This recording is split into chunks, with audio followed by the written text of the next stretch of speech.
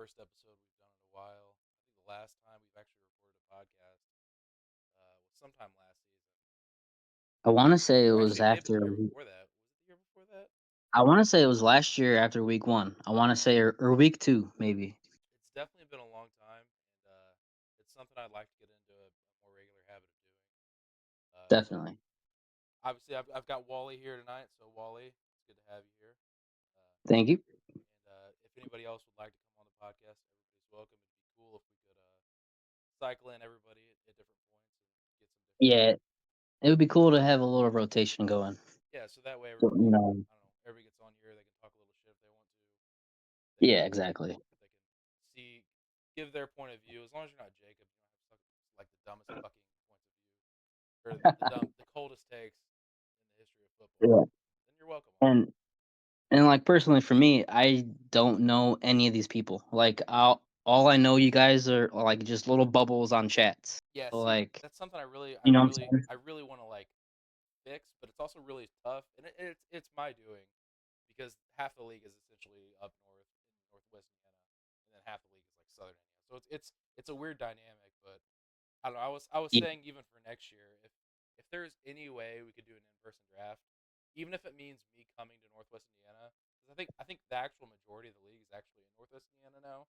I would love to Okay. do that. I assumed everyone was down there with you, but so it's probably like mostly your mill friends, right? So yeah, it's a lot of people from the mill. I think the split is actually like there's 3 or 4 people from Evansville, including me now, obviously since I moved back. But and then I think 6 from I did the math the other day because I was trying to figure out like how if there was any possible way we could do an in-person draft because that's like my dream. I think that would help Yeah. out a lot. I would definitely take a day off work to do that. Yeah, I would too, and I would even Definitely. like I said, I would even drive up there. I don't give a shit. I think that'd be a really great time.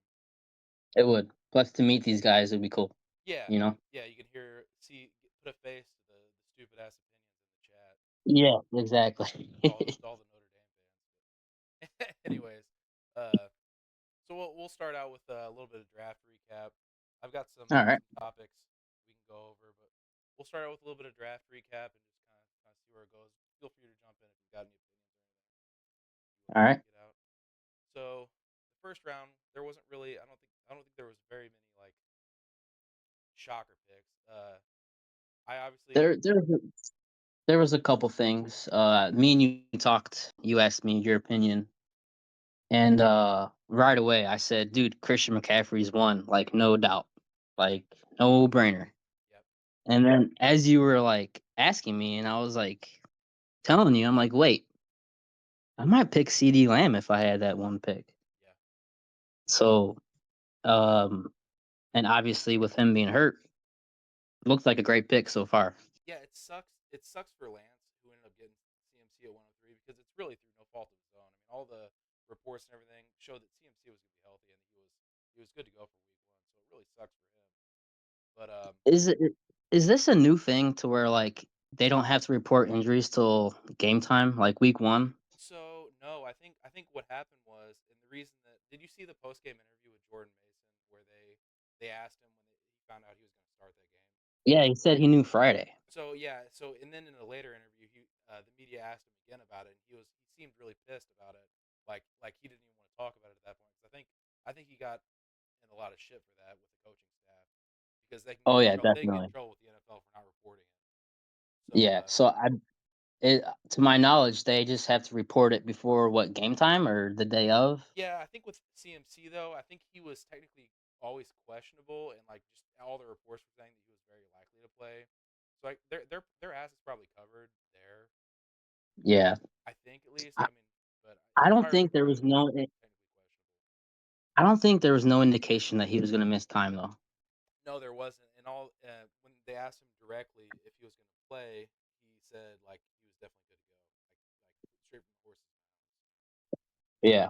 I don't think that was like a pick or anything anybody saw coming. So I really like I me not taking him first overall. I definitely lucked into I guess not taking a player that was hurt, but I can't say there was like any foresight there. Like I can't really like take credit for that. Let But me ask you this, if he was fully healthy, no concerns, would you take him instead of Lamb? So I've thought about that since the draft ended, and because the draft broke in a way where there was such a heavy run on running backs in the second round. Because Yeah, post draft, I felt like shit, dude. I'm not gonna lie. Like I felt like I really dropped the bag because I had Achan and I believe in Devon Achan. I love him as a player, but I hated that I was so thin at running back behind him. Like I looked at guys like Aaron Jones, Devin Singletary. I'm like, God, it is just so ugly. Like I don't want to start those guys on a week to week basis, but that's just what I'm looking at. yeah, But now that like I've had a little bit of time to digest and kind of obviously a lot of things have broke my way too. I've gotten really lucky with a lot of things, which makes me definitely. Yep, yeah. So, yep, but since that's happened, obviously I'm glad. I'm glad I took Lamb in hindsight, but I also I don't know. If they're everybody's healthy and there's no uh, I guess health factors at play because now with Tua being out, Tyreek I feel like maybe is going to lose value too for a few weeks at least. But definitely. yeah, I Yep. don't know So if like that, I had that pick over again. If CMC was fully healthy, I can't really say. I think CD Lamb at the 101 is probably looking pretty good right now. Yeah, so obviously I took CeeDee Lamb at one. Tyler obviously took Tyreek at two. So with Tua obviously concussed again, um, we don't really know anything yet. Obviously, we're recording the podcast tonight. The concussion just happened. With Tua's concussion Uh, history, yeah. I don't know about you, but I don't think Tua comes back before that week five bye. So I don't think so either. I know with concussions, after each concussion, they do get worse. So this is what, his third or fourth? I believe he had at least two or three in that short. So I think this is his fourth. This is just NFL. Like he could have had many like high school, college, but just from my recent memory, I want to say it's third or fourth.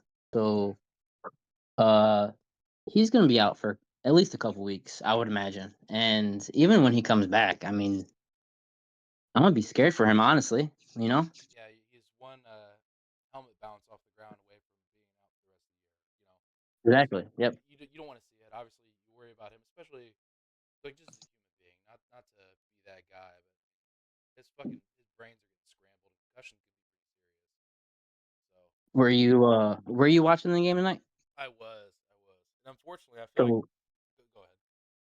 no, I was gonna say like that's I just feel like he totally could have avoided that and slid. Yeah, I think And it was we actually all to his fault this time. Like Damar Hamlin was, I guess, the guy that technically tackled him, quote unquote. But I yeah. think Damar Hamlin wasn't ready to like lay a hit on him. He like kind of No. ran like Damar Hamlin almost kind of pulled up off it. Yeah. And I what I think happened is Tua didn't know because he was pretty close to that first down marker. And in the game, you probably don't know exactly where it's at, So no, you know. you don't So have he's probably thinking, I'm fighting for every yard because I want to say that was third or fourth down. yeah. So It was fourth down actually. yeah, so he was probably fighting for every yard, and in hindsight, he could have slid and avoided. We wouldn't have be having this conversation right now, but So unfortunately, yeah, obviously that happened just this evening. So we're still kind of digesting that. But we Tyreek Hill is obviously he's always going to be insanely valuable for fantasy, and I think he'll still have volume and he'll still get yeah, his in terms of production. But I feel like his upside is definitely somewhat capped with Skylar Thompson. yeah. I mean, if I was quarterbacking for the Dolphins and I got Tyreek the ball, like he could take it any play. So I mean, I'm not too worried about Tyreek, honestly. Yeah, I'm not either. I think it really sucks for Tyler because he's also got Tua. But Yeah, I think it limits him a little bit. Like I think he goes from a top tier to maybe like a low end wide receiver one, maybe. I'd agree with that. He's not going to fall 'Cause, off. He's not going to be like a no. even a wide receiver two. I wouldn't say he's still going to get the volume. It's going to be prerequisite of being a wide receiver, even if it's low. Yeah. So honestly, I think this hurts the Jalen Waddle owners more than Tyreek. Because Waddle relies on volume, in my opinion. He's kind of a And I PPR don't know. guy. Yeah, I don't know if you've seen the game, but Skylar looked lost or whatever his name is. I don't even know his name, Yeah, I'm not but gonna lie. The Buffalo defense is pretty really Yeah. impressed me. So But so anything else in the first round that kind of stood out for you? no, not really. I will say, just like quickly, especially after watching the Jets game the other night, and I'm not just saying this on here to pander to you, but I think if we redrafted today, I think Brees Hall would probably be a top three pick. I agree, I think and I Brees know Hall is like the next CMC easily, without a doubt. I just don't think there's any question marks there. No matter what the offense does, Brees Hall is valuable. I totally agree, and I'll be honest with you. At the 5 pick, I was kind of worried that he wouldn't fall to me because he was my main guy. Like he was my main target because I do believe he's overall no running back one, maybe two or three, but I was worried that at 5 he would not fall to me. That's why I didn't want to trade back. Yeah, Because Brees would definitely not go past 5 or 6. yeah, I'd agree with that. And especially, obviously, hindsight's 2020 with everything, especially CMC, Yeah, Tyreek, everything. But knowing what we know now, with the CMC injury, I think I would make the argument that CMC would be easily the RB1 drafted if we redrafted against him. I don't even yeah. know who the before us. Like Bijan You is mean Brees? great, but like I still think Brees would edge him out because of the volume, the passing game. I agree. I was tossing up the idea between Bijan and I mean I asked you too. I asked a lot of people. Yeah, yeah, I remember you But asking me that question. at the end of the day I was like, there's no way that I'm passing on Brees. Yeah, I mean, uh the 4 pick picked Bijan, so I mean it kinda made my decision easier, but I was gonna go Brees no matter what. because at that point you're either looking for Brees or, I mean, depending where I mean, Jameer may I see with Jameer. I feel like he can't be in that tier. I know a lot of people have him in the same tier as like Bijan and Brees, or at least they did pre-draft. I never Yeah, saw that, and I love Jameer Gibbs. Don't hear what I'm not saying, but you cannot have a timeshare of any kind and still be in the same tier as a Brees Hall, a Bijan, or even a CMC. totally agree. Yep, they spent money on Montgomery, so he's not going away. And for real life football purposes, Montgomery he's good, if not great. Like they had the Very good. overtime drive the other night. Montgomery and that offensive line won them the game. As a Bears fan, I was very upset when Montgomery walked. Yeah, I would much rather have Montgomery than Swift right now. and he was always really solid for you guys too. Like he had some Very. injuries, but I mean, On bad teams, bad offensive lines, he always produced. can you imagine him in the Bears offense now? I mean, like the Bears offense already looks like on paper looks great. Obviously, week one was a struggle, but it's a rookie Oh yeah. quarterback. They're gonna have growing pains. But Oh yeah. can you imagine on paper how much better it would look with David Montgomery back there? I would take Montgomery 10 times out of 10 over Swift. Nothing against I would too. Swift, but I Yeah, I agree. So, there is one thing in the first round that kind of surprised me a little bit was Justin Jefferson's fall to 10. yeah, yeah, that was a pretty good Um, value for AJ. dude, that's a great pick. Jefferson, he proved last year he had schmucks throwing him the ball, and he still produced pretty good when he was healthy. Yeah, but honestly, after week one, is Sam Darnold a schmuck? I think he's an average quarterback. I think that I didn't get Jefferson in any league, and I think they talked about this on the fantasy footballers the other day, where like at the end of the year, I think Justin Jefferson's going to be one of those picks where it was like, how did we not see this coming? Like, obviously, Exactly. obviously, the best receiver in football is going to produce. Obviously, you know what I mean? And I have no argument. He's probably the best receiver in football. Yeah, I think so too. And I love CeeDee Lamb. I'm a Cowboys fan. I love Tyreek too. But I mean, Justin Jefferson is just so good at everything.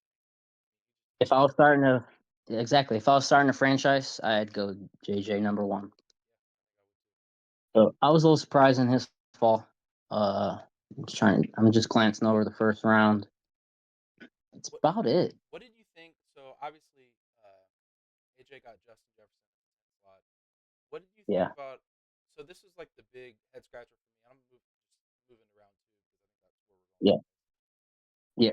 What did you think about AJ taking Garrett Wilson over AJ Brown, and then also since Aaron was two picks later, him taking Marvin Harrison over AJ Brown? What were your thoughts on that? Because that really surprised me, and I was sitting there Yeah. pounding the table, just like hating hating that AJ Brown was falling Good. so far, and somebody was So placing big value on him. so AJ Brown went one pick before me. Oh man, And that's I was like, dude, I was licking my chops. I was like, please, because I went running back first. yeah, And you know me, dude, I'm I'm pro wide receiver. Like, yeah, and I was like, dude, I'm gonna get AJ Brown in the second round. Like, this is insane. yeah. That's gonna be a good year. Yeah. And when Becker took him, I was like, no. It kind of like threw my whole plan away. But dude, I I get the hype with Harrison because he's a rookie and he came from, you know, Ohio State, and he's a generational talent, but it takes rookies so long to get, like you've seen week one. He Unfortunately, Harrison's Harrison's gonna be good, but it's gonna take time. I think he's gonna be great. The problem is that like you said, for a rookie, even a generational prospect, which I really do believe he is. It really does I take time for them agree. to acclimate to the offense, for them to Yep. get up to NFL game speed. I think over the back half Yep. of the year, Marvin Harrison's going to be good, if not great. Yeah, I agree. He's probably gonna be. I hate to say it, but he's probably the most like Hall of Famer that I've seen in a while. That Yeah, like coming out. yeah. I agree. So Garrett Wilson, I get the hype because not quite as big as Harrison, but coming out Wilson had a lot of hype. The only thing is, so like with Garrett Wilson, so like, have you ever had a friend growing up and like they had like a 15-year-old dog that was like, barely alive, and Yeah, but they're like, oh, here's my dog, that they just really he's love. he's such a good boy, he's been good for 15 years. Well, that's how I view Aaron Rodgers. Yeah, he's No one wants, he's just that magic no dog one, that they really love. yeah. Yeah, No one wants to admit that he's done. Like, he's 41, 42. Like, yeah. I think mentally, obviously, it's still all there, but physically, I just don't think he can do what he used to be able to do, and he can't step into and make those throws that he used to be able to make. So he- and he's coming off a huge, Achilles injury. but I will And like give the counter argument, because there was that one drive the other night where it was like Garrett Wilson was 4 for 48 on that drive, and more importantly, the Jets offense went down easily and scored on them on that drive. So it's like, okay, yeah, when they work the offense through Garrett Wilson and Brees Hall, the ball moves really well. So yep. even the counter So, argument, like there are signs that Garrett Wilson's going to get the PPR volume that he needs to be good, if not elite. But yeah, obviously, if I had that pick, I would have double tapped AJ Brown. And just in hindsight, like I'm not really singling AJ out here, because there were, I think, four other people I think that, in my opinion, should have taken AJ Brown. But yeah, just I hate that he fell so far. And the thing is that I guess we can move on to the guy that actually got him in Becker. Oh my God, man, what a start! I know Jamar Chase and the Bengals had a really slow week one, but your wide yeah, receiver one and wide receiver two are Jamar Chase and AJ Brown. That is disgusting. very well. Disgusting. So, I think what really paid off for him was he waited on RB and he got Stevenson in the sixth. Dude, that's what I'm saying. It worked for him though. Like Yeah. it's like he gambled, but Ramondre looks great. I mean, I love that. I mean, that's the perfect formula. I mean, if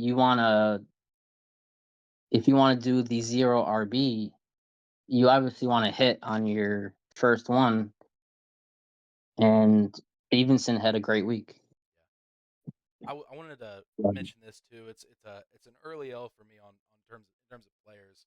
I didn't take this year in any league, but I didn't take any Saquon this year, and I feel like I've definitely missed, obviously, seeing him week one. He looked elite, so I wanted to give Manny his roses on that one, because Saquon looked fucking incredible. Definitely. So back to the AJ Brown. You said you would probably take AJ over all four of those guys, which was Wilson, Taylor, At Harrison, the and time, Barkley. definitely. Barkley, I think, would have been a first round pick. If we redrafted, Barkley would probably be like the second or third running back off the board. I was pretty high on Barkley. I'd probably take Barkley over Brown, but that's I would about it. too. I Just would too. because After week one, just for because sure. yeah. I mean, he's such a good. I think people forget how good he is because the Giants suck. Their offense is horrible, and that man still produced. Like, Yeah, yeah, on and a really terrible team. and you're putting him in a new environment with a much better organization, a new like such a better line. Even with Kelsey retiring, that It's line is worlds dramatic. difference. Oh, it's so much better. And I don't think he scores 3 touchdowns every game, No, but obviously not. But I will say no, that what I was concerned about was mainly that Jalen Hurts vultures a lot of goal line touches or touchdowns. So that was one of my big concerns. I usually don't like pairing my RB1 with like a mobile quarterback like that. But I mean, obviously there are exceptions, and Saquon looks great. So I feel like that's gonna be a not a value because I mean it's the early second round pick, but I do think he hit on that. I agree. I would have definitely taken him over Taylor. But See, I had the choice in another league, and I took Taylor over him. And I obviously, if I could redo that, I would flip I agree. But hindsight is 2020. that. But yeah, definitely. It's easy to talk about this after the first week, but you just don't know. Yeah. You know what I'm So saying? yeah, definitely. Uh, so you took Brees Hall at the 105. You came back and took Travis Etienne at your 26. Uh, I liked Etienne a lot. I still do. I like Etienne a lot. I don't think Bigsby is probably going to spell him as much as he maybe did week one. So I know a lot of people are really worried about that, but I feel like the talent wins Um, out, and Etienne's just too good. I'm not worried about ETN at all. I mean, he had a bad week, and he still did what? Let me see, just what, like 10 points or something like that. Yeah, Let I me think he see. 13.58. He PPR'd his way into Yeah. a So I decent mean, PPR. that's his floor. I'm fine with that. Yeah, So I'll be honest with you. Going into my thought there was Uh, I thought Cooper Cup was going to drop to me at the third round, and then I was going to go ETN and Cup. yeah. So you took Cup in the second, which pissed me off, but It did. that's a great pick. So That dude, so great pick. I really wanted to get Cup on my team, and I knew that obviously if I didn't take him there, he wouldn't fall to the 4-5 turn. Oh So no, I know a definitely. lot of people at the time, and I just again I lucked into a lot already, and I hate that I'm having things break my way because obviously it's just like okay it's gonna level off at some point. I know the inverse of that is coming. Um, so with the Puka versus Cup thing, obviously I look good now because Puka got hurt, but he to my credit, I will say that he was hurt going in like in almost all of training camp. That knee was somewhat of an issue that was talked about, the bursa sac. Yeah. So I know that I think it was AJ said I drafted or it was a bold to draft the wide receiver 2 over the wide receiver 1. So suck my dick, AJ. So this is kind of, I think I told you this. My hot take is I don't think Puka, like, I don't I don't think he returns to that rookie form. Like, Yeah, I mean it's so I hard because see. he was historically good too. So Yeah, like I want to give both sides there because like on one hand it's like when they played together, and this is what swayed me to Cup. When they played together, I want to say Cooper Cup still had like they were almost exactly even on target share, and then yeah. or right about there, and then Cooper Cup like had the very clear advantage in terms of red zone targets, which is what swayed me to Cup. So Yeah. I I'm just not big on Puka. I don't know if I'm just a Puka hater or what, yeah, but I sometimes feel like I'm a Puka hater too, and it I goes don't know against why. everything I believe in because I love youth. I love young receivers. Like that's usually a really good recipe for success. But I don't know. I think it's because he's And like a late drafted receiver too. I think maybe that's our bias against him is that he was a fifth round pick. I think he honestly he was totally off my board because he was going way too high for me. And I would honestly draft Cup. Even if I had to like if I didn't know about his injury, I would still draft Cup So over Puka. so I took Cup and I took DK. Obviously, we'll get into the trades later. Some things have changed to the draft, but Yeah. then Tyler took Devontae and Puka, poor Lance. He took Puka, and obviously he's just already he's already gotten hit with the injury bug pretty hard. We're only Yeah. a week and one game in, and he's dealing with the CMC injury and the headache of Puka. Yep. So So fantasy football, if like injuries will find you. yeah, Like there's just there's no way around it. It hits everyone, but sometimes it just hits someone a little worse. You know what I'm saying? yeah. I know it really sucks, especially when it happens so early to you in the season, because it almost feels like not that the season's a wash, but you're just like behind the eight ball so much that you've gotta have so many things go right to win every week until you get those guys Yeah. healthy. It's like a uphill. It's like you're you know you're climbing that mountain. Like you might have to spend a little fab on someone that you really didn't want to, but you're already like 0-1 or 0-2. Your And you need star, to buy some wins. Yeah. yeah, Yeah, and to his credit, Lance is. I've played in a league with Lance for a while now. He's a pretty competent manager, so I'm sure he'll figure it out. But that's just a really unfortunate thing he's had to deal with. Like the probably the two most major fantasy relevant injuries that have happened thus far, and they're both happening to him. So a good thing. So he has DJ Moore in the fourth, and DJ Moore might be the only wide receiver who plays this week. I don't know if you've been following. Uh, I haven't heard anything Doomsday's from the out. Bears actually. No, I've heard it. Rome's out. I knew that. Yeah, Rome's out for probably 2 weeks, and Keenan's old, and he's been limited at practice all week. So So I didn't see this until now. I realized it, but he actually has Keenan Allen on his team as well. okay, Yeah, but so I mean, he has DJ Moore is going to have an uptick. I mean, that offense looked horrible, but sure. you seen what DJ Moore did last year when he was the only guy. So I mean, Yeah, he was. I mean, that was his career year. Yeah. So I don't think there were very many other. Well, let me just touch on that. I don't want to like. I don't necessarily need to. I guess do every pick, but I will say that if I had to redraft, I think Josh Jacobs would go a lot higher after week one. He looked really good, and I think yeah, I'm playing him this week. I'm playing Jacob this week, and I'm pretty concerned about Jacobs. We'll touch on that later, but I think Jacobs definitely. looked pretty damn good week one. I do want to touch on one thing before. How do you feel about Derrick Henry? I'll give you my opinion, but I want Oh to hear man, yours first. have I told you my Derrick? Have we talked about Derrick Henry yet? Because like No, we had. privately. Okay, so with Derrick Henry, he was like my biggest fade. All and like I hate doing this to Lance because I don't want to kick this man while he's down. And Derrick, Yeah, and I could be wrong about this still too. This is just my opinion. But Derrick Henry was my biggest fade in redraft of like everybody this season, and there are a lot of me too. reasons for that. His age is the main thing, right? So he's 30. And I think he's going to turn 31 this season. He's got Yeah, more tread on his tires, or sorry, more wear and tear than any other running back in the league, probably by far. Not only in yep, his NFL workload, I think he did 3 years at Alabama. I think it was 3 years. I think he was an early declare. And then if you look at his high school carries, I did this the other day, and I almost want to pull it up now. Dude, he literally was like a monster in high school. Like the entire team was Derrick Henry.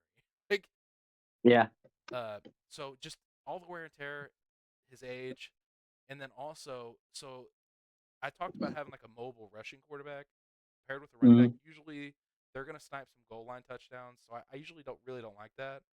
That was a smaller part of the puzzle, but also last year, if you look at Derrick Henry and the splits with Tajay Spears, the Titans had no reason to save Derrick Henry. You know what I mean? yeah. They had no reason to like not just run him into the ground last year, and they didn't do that. They knew they weren't getting him back. They knew they weren't getting him back, but also Tajay Spears was the more effective running back, obviously on passing downs. That's a given. But Yeah, Tajay Spears ran pretty well last year, and for a lot of the year, I don't think Derrick Henry looked very good. So I yeah, I knew that like going into the draft, no matter what redraft league it was, Derrick Henry, just by essence of being on a really good team in the Ravens and being Derrick Henry, he was going to go in the second or third round. I knew that I yeah. was not willing to take him where he was going, especially not Same. in the second, because I'm personally, again, I'm just out. And I think we saw a little bit, and again, not to like take my victory lap too early, because he could still make me look really stupid here. But Yeah, week one, he was not on the field at all in any of those passing downs or on third down. And obviously, they were playing from behind, so it was a little bit of a game script issue too. But that's a Yeah, problem for me with a running back. Like, if you're completely off the field, if your team's down, I hate that. me too. I mean, I completely agree. I was gonna say he was completely off my board. I mean, obviously, if he fell to the fifth or the sixth, Yeah, I'd I probably mean, scoop him. even probably the early fourth, I would probably take him there, just because But he is gonna get a lot of touchdowns, he is. It's a good offense. They're gonna be leading probably the majority of games, I believe. right? But like you said, when they were trying to compete with a good team, he was off the field. He wasn't even on the field. Yeah, and it was And he got that early touchdown, and then after that, it was just like I don't remember seeing him for a while after that. well, I was gonna say I watched that whole game and he looked old. He looked bad. That line looked really bad. Um, I have no faith in that line, and I don't think he looked good at all. Like I don't mean to kick a man while he's down because we were just talking about how McCaffrey's hurt and Puka's hurt, Yeah, but yeah, Henry looked old. I mean, he's 31. Like you said, he has so many attempts in the last 10 years. yeah, and I stay away from running backs that are over 28 anyways, but because they're abs. I mean, it's just a matter of fact they're gonna fall off the age cliff. It's just a matter of like yeah, with Derrick Henry, you're betting on will it happen this year or next year exactly. because And you know it's gonna happen. he's a specimen that will defy that for a couple years, but the drop's coming, Yeah, and I don't want to be drafting him while that drop happens. yeah, I agree. Obviously, the Chiefs are a really good defense, so I don't want to read too much into 1 week. But he had Yeah, 13 I carries agree. on 46 yards. He was 3.5 a carry, basically. It's not good. So we'll see. I think the big takeaway too is that like obviously we were both out coming into the draft, but like the offensive line, like you said, it just looked so bad against the Chiefs. It did. I know the Chiefs have really good defense, but that line looked really bad. So yeah. So going on with like the since we're on like the old man topic, and since we're in round three already, how did you feel about Travis Kelsey coming into the year? So the tight end position is so like it's weird, isn't it, this year? Yeah, it really is. I didn't I didn't know how to like go about it because Kelsey still was the tight end one. I don't know, like I mean, he dropped off. He had a big drop Him from and being you know what was weird about last year is him and Hawkinson were like almost neck and neck before Hawkinson got hurt, if I remember correctly. they were. I had Hawkinson last year and I was loving it. I was like, you know, he would have a really big game and then he'd have like a decent game and then he'd have another big game. So I was like, all right, from the tight end position, I'm cool with this. But Kelsey was still tight end one. So I mean, at the end of the third, I didn't mind that at all. Actually, I was actually contemplating that at the 3-5. Really? Yes, I was contemplating it, but I couldn't. I couldn't go to round four with not having a wide receiver because Yeah, I think especially in PPR. yeah, in this league, because the extra flex, it's almost a given you start a wide receiver. I would have felt like I would have been putting myself in a hole, not starting with the wide receiver till round four. But that's the only reason why. But I was thinking about Kelsey because he's still good. I mean, he's Yeah, he old. did actually look pretty good. There were some snaps week one where they had like some obviously like design plays for him. He looked pretty he's definitely lost a step. He's 33 or 34, I good. He's believe. 34.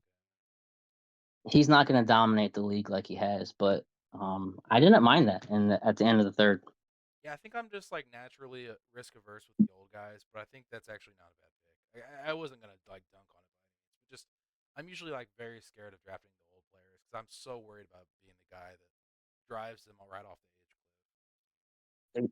so I was surprised. If you like, look, Kelsey was at the end of the third.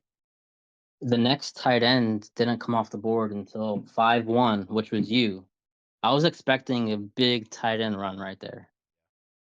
Yeah, it kind of came later than I think that most drafts that I've seen. So that's kind of why I kind of punted on tight end because Yeah, uh, I seen that no one was really taking him. yeah. Which honestly, value wise, was probably the better decision, especially with the way the tight ends played week one. I mean, literally all the top tight ends, I think, outside of Kelsey. Kelsey had like 14, yeah, 14.6 points. Outside of Kelsey, I think they were all pretty much trash. The tight end position week 1 was pretty abysmal. Like Pitts caught a touchdown, but I think outside of that, he didn't do much. And then Yeah, so I'll get to a point later on about my, acquisition with, Likely, but, uh, I have no faith in Pitts. oh really? I have 0 faith. He had 3 targets. Yeah, I wanna say 3 or 4, and his week was saved by a touchdown. yeah, that's true.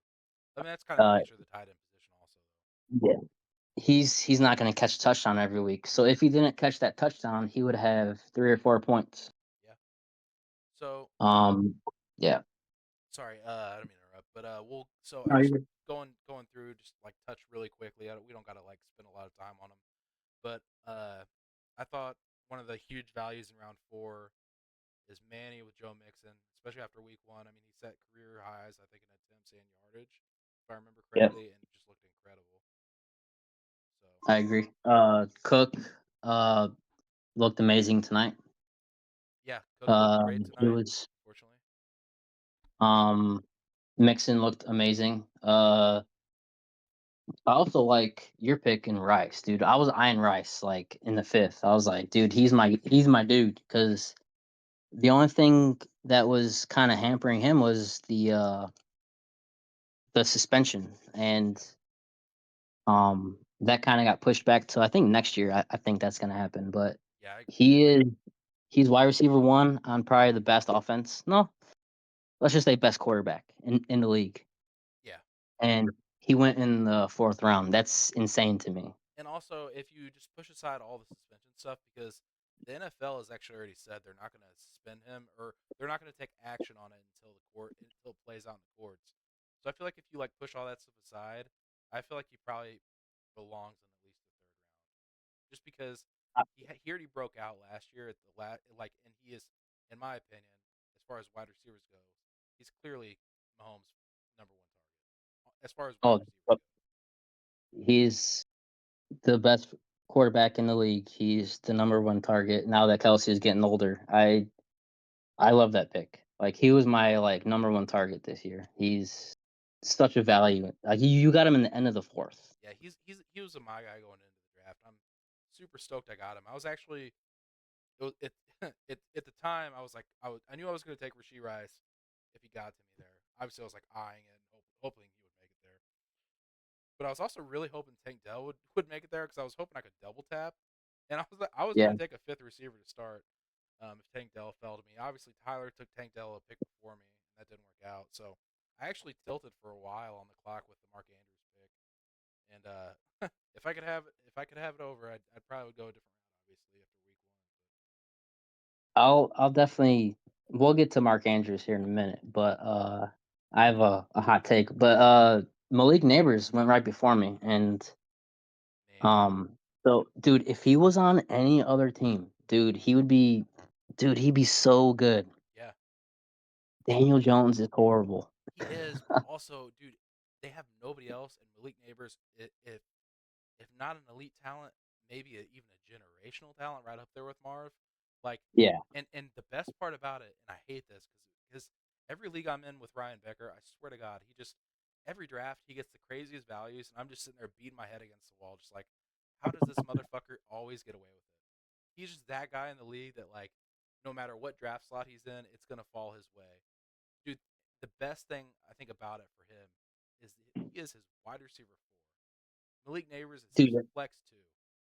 that's insane.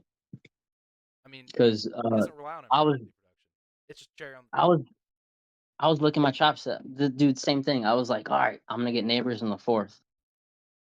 And, obviously went 1 pick before me, and I was like, "Fuck." Yeah, That's why I pivoted to Waddle. I loved Waddle coming in, I but, love Waddle too, and I still think Waddle could be a value once Tua is back. yeah, I just think he's limited. He needs Tua to be Yeah, a he does. wide receiver 1. I think he's a low end wide receiver 2 now. Uh, I'd obviously probably would rather if I were to dude over. I'd probably go Tank Dell, right, or Rice even, or Smith.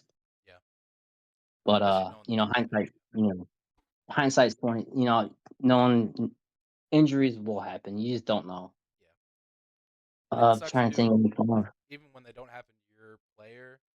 It's like last year when I had Justin Jefferson late in the year.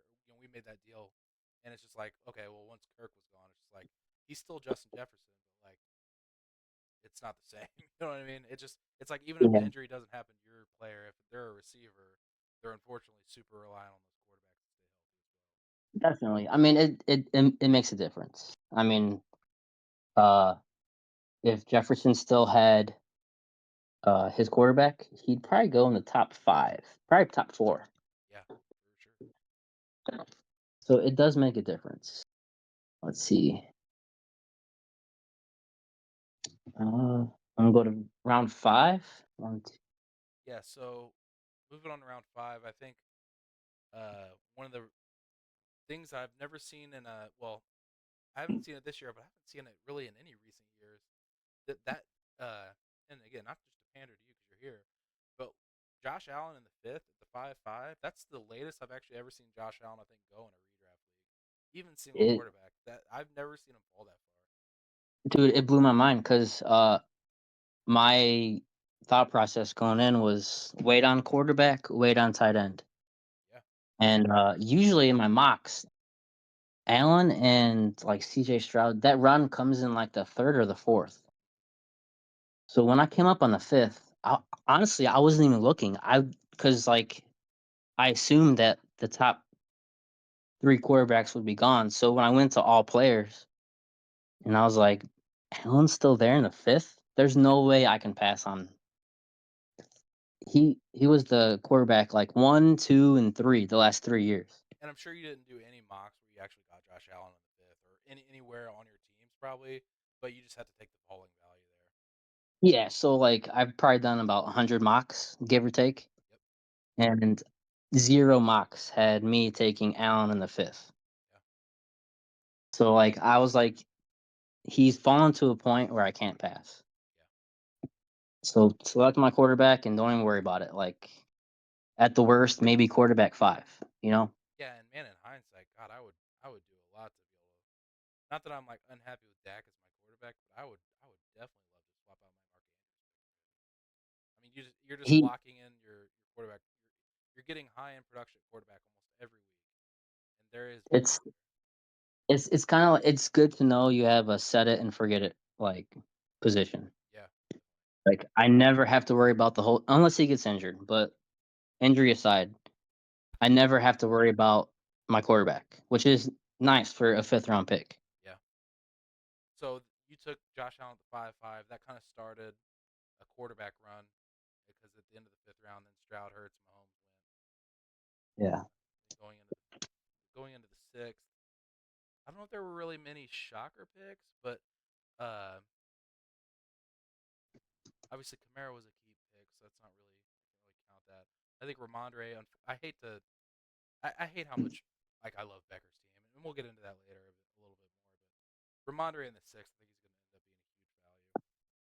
I agree. I have to give him some credit because no one was projecting Stevens to be good because the Patriots suck. You know what I'm Yeah, saying? Like, team sucking so I bad. mean, that was definitely a good pick because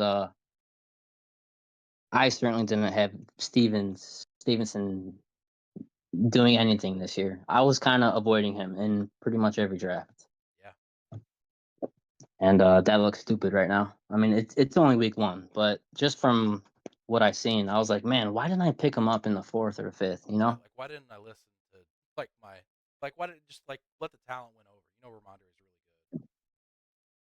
Exactly. Yeah, I Uh, wish I would have. I mean, even maybe at my early fifth round pick, I should have taken Ramondre even.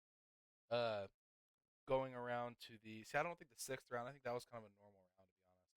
I think the seventh yeah, round is where I think things kind of you start to see some players where it's like, okay, maybe that's a reach or that's not necessarily a guy I would take there. yeah. But I know like I had never had Aaron Jones in any mocks, but I just felt so obligated to take a running a running back there because I only have Achan, and obviously he's pretty. I don't want to say injury prone because I don't think players are necessarily injury prone, but he's not got a big frame, so I felt like I needed to get a starting Yeah. running back because I think Aaron Jones was like one of the very few starting running backs available still. And Aaron Jones, he's not like a sexy pick, but he's solid every year. Yeah, Like he's after solid. week one, I really don't hate it as much as I did at the time, but I know clicking that draft button felt disgusting. Definitely. He's one of them nasty boys. Yeah, nasty boys of summer.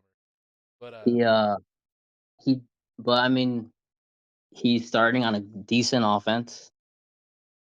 He catches the ball. So I mean, for a seventh round pick, you can't really it might not felt good at the time, but yeah, I feel okay it about it now for sure. yeah, it's definitely not looking bad. You know what's Uh crazy? In so uh going into week one, I didn't like love Zay Flowers this year. I've got him in a few leagues, but I didn't like necessarily. He wasn't like a my guy, but man, he got a lot more volume than I thought he was going to get week one. I mean, he didn't necessarily do like a lot with it, but like no. 10 targets, it was pretty promising. I don't know how you feel about that, but knowing that they had Yeah. like a lot of design plays for him, that was pretty encouraging. So with him personally being one of my keepers, I kind of obviously pay attention a little more to, my keepers, but he got so much volume last year and I was like that can only increase. Yeah. And so with him, he's kind of boomer bust, but with his bust games, he still gets 5 catches. Yeah, I'm looking at that So now. I mean, so I mean, he has the opportunity to go off one game, but like if he does have a bad game, he's still gonna get 5 targets for maybe 40 yards. So I mean, uh, I, I love him. Obviously, I'm kind of he's my keeper, so like, but the like watching that game, he was Lamar's go-to receiver, like Yeah, by I far. agree. Uh, And I want to tie that in later to the likely thing, since obviously you got yeah, him on. But moving on there, so only a few, like 3 or 4 picks later, I wanted to just highlight and give Aaron some credit because Jaden Reed looked like a huge steal, and he still I think is going to be.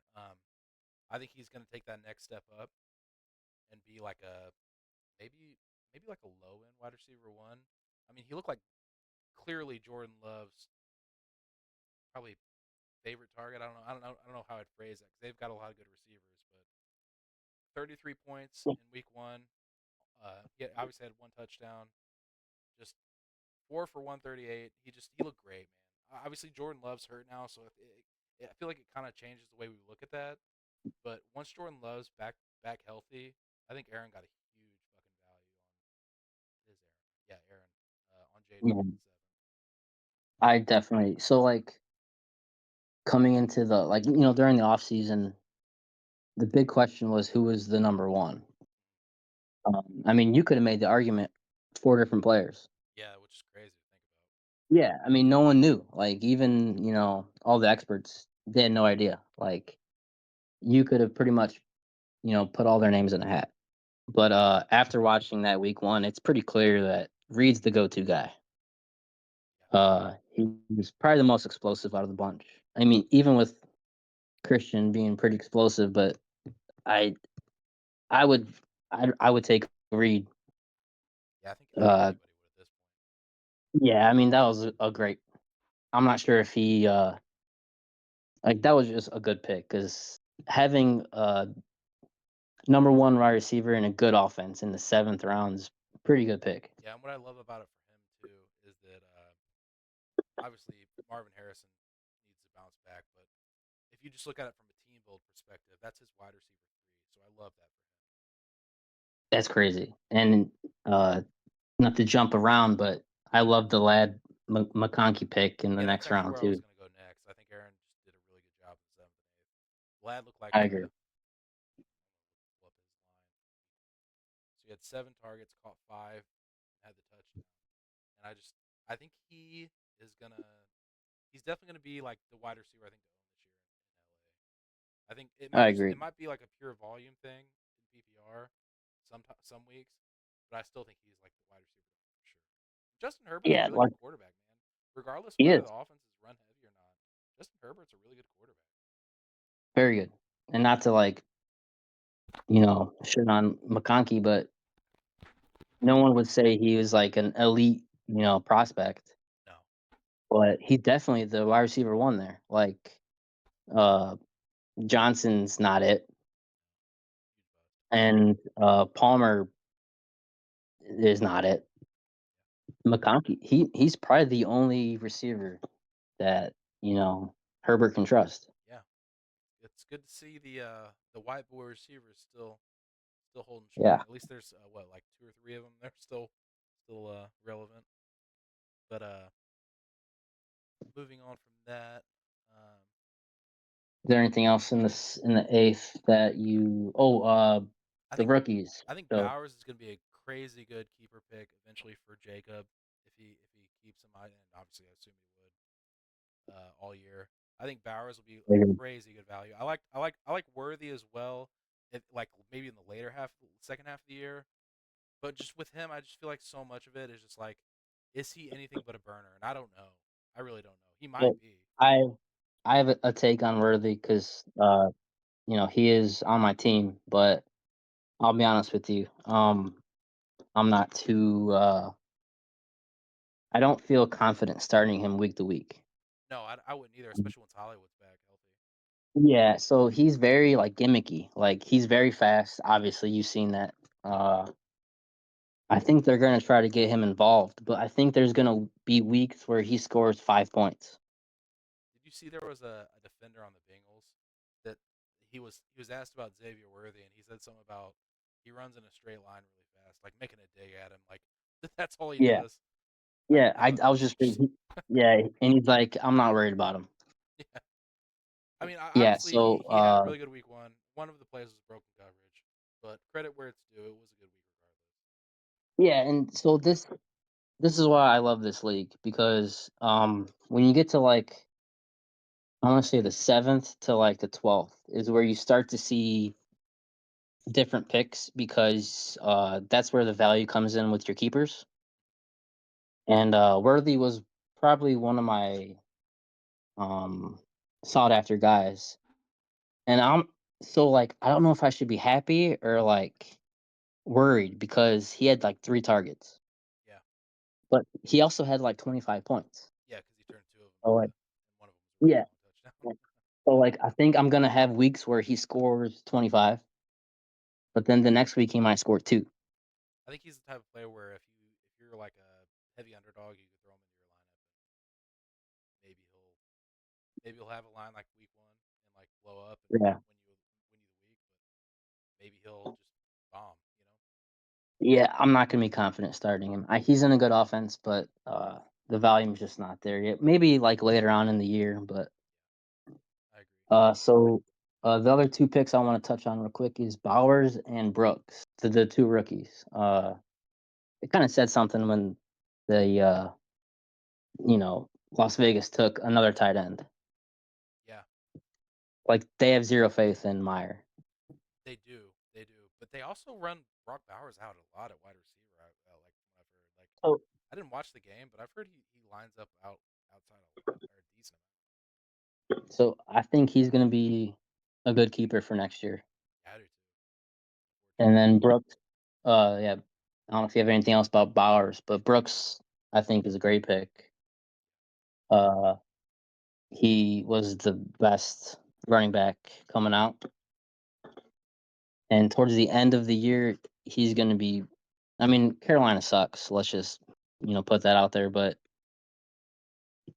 you could still have good production out of your fantasy running back on a bad team. yeah. I mean, CMC was good for so many years with the Panthers and with a crappy team, but Exactly. what I love, dude, it sucks so badly because I wanted the Cowboys just for real life purposes to get Jonathan Brooks in the draft so badly, and like the fact that he didn't like not only didn't come there but went to like a shitty team, it just really sucks. 'Cause I really like him as a prospect. He was really good at Texas, and I feel like was really overshadowed in a general sense by Bijan being so elite for so many years and like him playing kind of behind Bijan. But like, And Roshan. yeah, and Roshan. That backfield or that running back room is crazy if you think about it. But Yeah. yeah, I love Jonathan Brooks as a prospect. I think he's a three down talent eventually once he's healthy and toward the back half of the year. I think if Brooks gets drafted by Dallas, he goes in the sixth. Easy. Dude, I think he may even go higher just because of the Yeah. hype around teams like the Cowboys, and knowing that the Cowboys are like a good, if not great, offense. They He definitely have one of the better, lines. he certainly wouldn't make it to the keeper picks. Even No, with him being on the pup, he would not make it. Would not. I think that's a good risk to take. Yeah, and I Uh, like it too because it's kind of a free roster spot until then. yeah. So Anything going else in the eighth you wanna? I no, don't not think. too much. I just looked back and I just realized in the sixth round I didn't talk about the keeper value of Kamara, so I just wanted to touch on that. Kamara is going to be like a huge PPR for every week, and I don't know if he's got like Yeah, as much of a ceiling anymore because he's obviously a little older now. But anyway, I just wanted to touch on that and give Vuko his credit because he obviously definitely. took him in the eighth round last year and kept him this year. So I'm trying to think. How did he get to the eighth last year? Was it because he was suspended or hurt? I can't remember. There was I want to say it was a so they suspension signed for his They loss. signed Jamal Williams. They drafted Yeah, Kendra Miller, I think in the third or something. I want to say he was in trouble for like the Pro Bowl game or something. Yeah, I think he got into a fight. How am I not remembering this? I feel Yeah, like he knocked somebody out. but yeah. Regardless, great pick. Yeah, His floor is 10, 15 points. yeah. So that's gonna. I mean, he's his running back three. That's crazy. But that was a huge value. Just didn't want to miss that. Mm. A few rounds later now. Going into the ninth round, uh, I don't know if I want to touch on like. I mean, obviously there's like a lot of younger guys that could boom. I think Keon Coleman had a few really good plays in week one. I didn't really see him a lot last night, but they were all really up most, if not the entire game anyway. So it's not like they were really passing the ball a lot. Yeah, so he disappeared. I think he had like only 2 targets. I want to double check that, but I don't think he got his first target till like the fourth quarter. So a lot of that was probably just game script Um, though. Oh yeah, like 100%. Like they were dominating. They didn't need to go downfield. I actually liked him coming in. He was my second. Uh, like after Worthy, he was my second. Yeah, Uh, especially in just the because of situation he's in. yeah, the volume. Plus, I would love to stack with Allen. Yeah, that would have been sick. Uh, Brian Thomas looked really good week one. I think that's going to be a really big value for Jacob. Brian Thomas looked awesome. Yeah, he looked like Like he looked great. I mean, I only seen highlights of that game, but uh, watching him, I was like, why didn't I have him higher on my board? Yeah, He looked and like LSU. I don't know how they do it, but Brian Thomas, he was like, I mean, I'm not gonna say he was like a nobody there, but he was kind of shadowed he by definitely played second fiddle in the league. yeah. And if he was on a different team, I think he would have been drafted way higher. Yeah, I feel like that happens a lot, man. Like that happened with DK and AJ Brown when they came out. Like Yeah, like it's so crazy to think about one of them being overshadowed, but like it's crazy to think that like elite talent existed in that same offense in college. yeah. But Ryan Thomas looked great week one. I love Brian Thomas pick. Yeah, That's I hate it. 'Cause it's not my team, but I think AJ got a well. Actually, that was a keeper pick in Anthony Richardson. I was gonna say, how did he fall to the nine? But that was a keeper pick. it. Yeah, it like looking back, I probably would rather have Thomas than Worthy.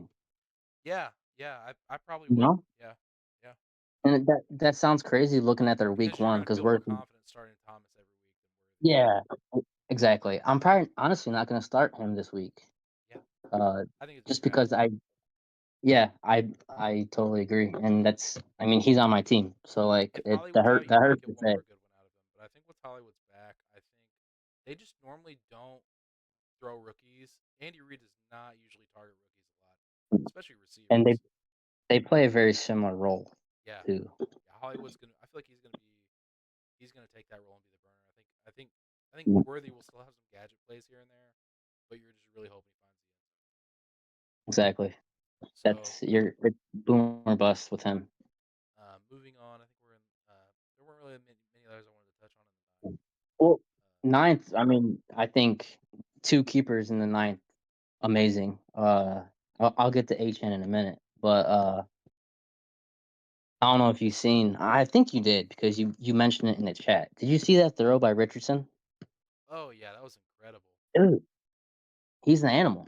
Yeah, that Like, was that was one of the crazy dude. I think it was I think it was 70 yards, right around 70 yards, and it was off his back foot. and it looked like he wasn't even looking at the receiver.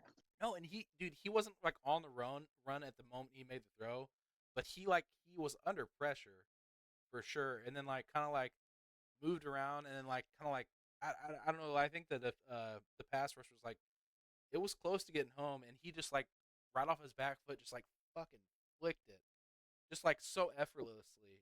70. I've just dude's got a cannon, man. Like there aren't many human It's beings that can insane. do that. Like I don't think he's gonna be, like, a great quarterback, but with the rushing upside, I think that's a great pick for the ninth round. yeah, yeah, definitely a great keep. Uh, And obviously then A-Chain. Achan I think has the potential to be like the most if he stays healthy. And I hate even like talking about my own team like this because I feel like it's a jinx. But he has the potential to be one of the most valuable keeper picks in the history of the league so far. I think It I no, think sorry. no, you're good. I think this is like the fourth or fifth year we've had keepers, right? Yeah. I want to say it's the fourth, maybe the fifth. I don't think there's been a player that could potentially have as much week to week value as a keeper that we've had yet, like Achan. But also No. Kamara is great too. So I guess Kamara, but I obviously in terms of ADP and stuff, Achan would just go a lot higher too. It's insane to me that A-Chain went in the 11th last year. Like, he is, like between him and Brees, who would you rather have? Right now, Yeah, oh, after seeing tonight. Still Brees, but because I think obviously once Mostert's back, they're gonna split enough. Like Achan's great, and he had so much volume tonight. It was awesome to see, but still Brees because But I think Brees is but just better built for being a 3 down back too. I agree, but it's not a stupid question. No, I don't think it's out of the realm of like yeah No. no So, like, A-Chain in the ninth is, like, you've seen what he could do, like, obviously, he's a smaller guy. Like, he's not gonna be able to hold up with, like, 20 plus carries. no not at all. And so let me ask you this as a HN owner, are you worried about Tuva being out? Yeah, a little bit because I think it takes away the touchdown upside a little bit, but I mean he had the one touchdown tonight. I don't know if that's really like obviously you want your players to score touchdowns, but I mean even without that touchdown, he had a really solid night. So he's not going to get as much volume once Mostert's back, but I don't know. He's Yes, I am concerned about it, but not in the same sense as like if I had Tyreek. so when I was watching tonight's game, like, every time he touched the ball, I was like, this every touch could be a touchdown. Yeah, and this is also when he's just had an ankle sprain too. I think they said it might have been a high ankle. Yeah. So it's crazy to me that you got him in the ninth. That's and plus that I'm sure that changed your whole draft strategy because like Oh, it definitely did. That's the getting whole reason I took CeeDee Lamb instead of CMC. yeah, so getting a wide receiver one in the ninth round, you kind of have flexibility to kind of go wide receiver heavy. Yeah, which is obviously what I did. Yeah, you went what one? Yeah, four. Yeah, your first 4 rounds were. So I mean, you have. Let's just say one of those doesn't hit. You still have three. You know what I'm saying? Yeah, Like it. That's why I love this league. Is like if you hit on a keeper, like that affects your next year so much. yeah. As long as you have that foresight to like I don't know, call your shot on somebody, you can really set yourself up for a lot of success the next year. So Yes, I think it's like the best of both worlds. Because I've played in Dynasty and I enjoy it, but I don't enjoy it nearly as much as I do Keeper. Like I think Keeper leagues are the most fun in my opinion. Like it's like you get a little bit of taste of like some long term value and have the same player for a second year if you like really hit on a value. But also you're not like just tied to the same team if like they somehow just bomb.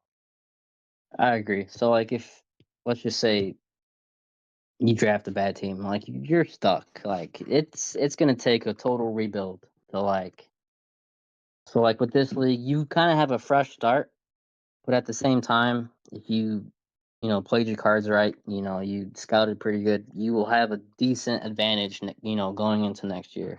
Yeah. And also, Which and it's hard too because like when I'm trying to tell a new prospective like league member about the league, it's like so hard to tell them like, well, yeah, like coming in like you won't have keepers like the first year because that's just not how it works. Like if there's any turnover, like it's not really fair to like give keepers to this new guy but not this new guy if that makes sense. yeah, So obviously we went away from that. So it's like kind of a hard sell to tell somebody like, yeah, like there's a lot of good keepers coming in, but like you won't get any the first year. But like once you're in the league, I feel like it's so worth it, dude. It's so it is. much fun. I feel like once that eighth round comes through, and it's like, okay, like who's gonna be my like diamond in the rough? Exactly. So I was just that's my next point was like once you get to that eighth to like 12th round, like you can tell in this draft, like it's just like a wild card. Like you can throw away your mocks. Like it's just like you pick your guy that you think's gonna be good next year, pretty much. Yeah, I think the ADP in this league in general is so much different than like any other normal redraft league too, because people are trying to like have that dart throw that really hits. Yeah. So yeah. Anyway, move on a little. Let's see, 9 or 10. I think we're in the 10, right? I think we're in the 10th round now. I think Godwin. I don't want to talk about it too long, but I think Godwin was a value at the 1001.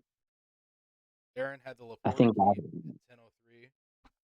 So Laporta versus HN, top keeper. You can argue against either, but I mean we don't have to go on about how good Laporta is in the 10th. Yeah, I mean he was the tie. He ended up being the tight end one last year. Was the big reason Aaron Yeah. actually won the league last year. So Yeah. I know Aaron's obviously going to always be pretty fond of him for that. Oh yeah. But I think So go ahead. no, I was gonna say one thing about Laporta is I think he's gonna take a little digress. Like I just don't see him. He's still gonna be great. He's still probably gonna be a top 5 tight end, but I just don't see that production year 2. Like I don't know.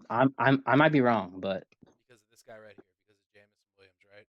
Because if he emerges, dude, yeah, then like obviously it's going to be at the expense probably mostly of Sam Laporta. Not that yeah. Laporta still won't be great, and he'll still easily be a tight end one for fantasy, Oh, yeah.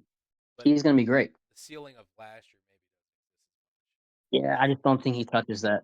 Not this year. Maybe next year, but not this year. I just don't see it this year. I agree. I also think you had a really good potential keeper picking Jane Daniels at the 10th. In week one, obviously Yeah. he was So getting the ball in shit. So I kind of went back and forth on this because he was always going to be a target for me because uh, I just love the talent. But so like my whole game plan changed when I had Allen in the fifth. So like this whole process, like seventh, eighth, ninth round, I'm like, do I take Daniels? Like when do I take Daniels? yeah, And then I was like, all right, if he follows me in the 10th, I'm not gonna let him pass. yeah, I think And that's going to be something that's going to look pretty silly next year. I agree. I mean, he might not be just you. Well, you seen what he did on the ground. I mean, Yeah, and Dan Quinn did say that like he did come out and say that they want him to run a lot less going forward. But I mean, also if that's just like what works and that's like who he is, like not that he is never going to be like a good passer, but like if that's his like superhero ability, like why would you stop him? so like your instinct when the pocket breaks down, just because your coach said I don't want you to run, like your instinct is gonna run. I do fear about injury there, just like with RG3, but in the 10th round, I couldn't pass that up. Yeah, so I think that was a really good potential keep, and then another really good keeper pick this year, Tyler at the 1009 with Alden Kincaid. So Kincaid was like one of my top 3 tight ends I was going after. Same. I didn't get him in any other. I actually traded for him just earlier today in another league. Uh, but anyway, that's a separate discussion. But I traded for him, and I didn't. Other than that, I didn't get him in any redraft leagues, and I was actually pretty pissed about I agree. So like I didn't know he was a keeper until like you came out with the keeper list. And when I seen Kincaid on there, I was like, God damn, that hurts. because he was gonna be one of my top targets. Yeah, and to his credit, Tyler, even last year when Kincaid was doing absolutely nothing, I mean, through the first like 6 weeks, I'm looking at it right now, Kincaid was doing nothing. And Nah, he didn't. I don't know if that's like lines up with when Dawson Knox got injured, but yeah, I mean, he popped off in the second half. He had like a really good 5 week stretch, 5 or 6 week stretch here. Well, I mean, if you take out Laporta, I mean, that's the norm for rookie tight ends. They don't really pop until year 2 or 3. They really don't, man. And I think we may see a set, like a slight shift in that because I think Bowers might have value this season as well. So I agree. I still agree that rookie tight ends normally take a lot of time to like acclimate, but I'm also kind of rethinking that a little bit. I do think that's shifting too, which I will get to a point. Like that's another point I want to get to later on. I think you know what I'm gonna get at, but uh, with Fab choice this week, Yeah. I'll get to that later. So going into Uh, the 11th round, I don't know if there's. I took Hawkinson at the 11:01. I looked at it as a keeper stash for next year. I see, and what's kind of crazy, and like the way it worked out this year for me is that I really like the way the draft played out because I already can tell you who my two keepers are going to be next year. Most likely, it's going to be Jonathan Brooks and T.J. Hawkinson. yeah, Barring I was like just gonna say like another crazy season-ending injury for the one and two, I can already pretty much yeah, put that in. Like that's going to be the two. I was just gonna say you'd be stupid not to keep those. I had Hawkinson last year.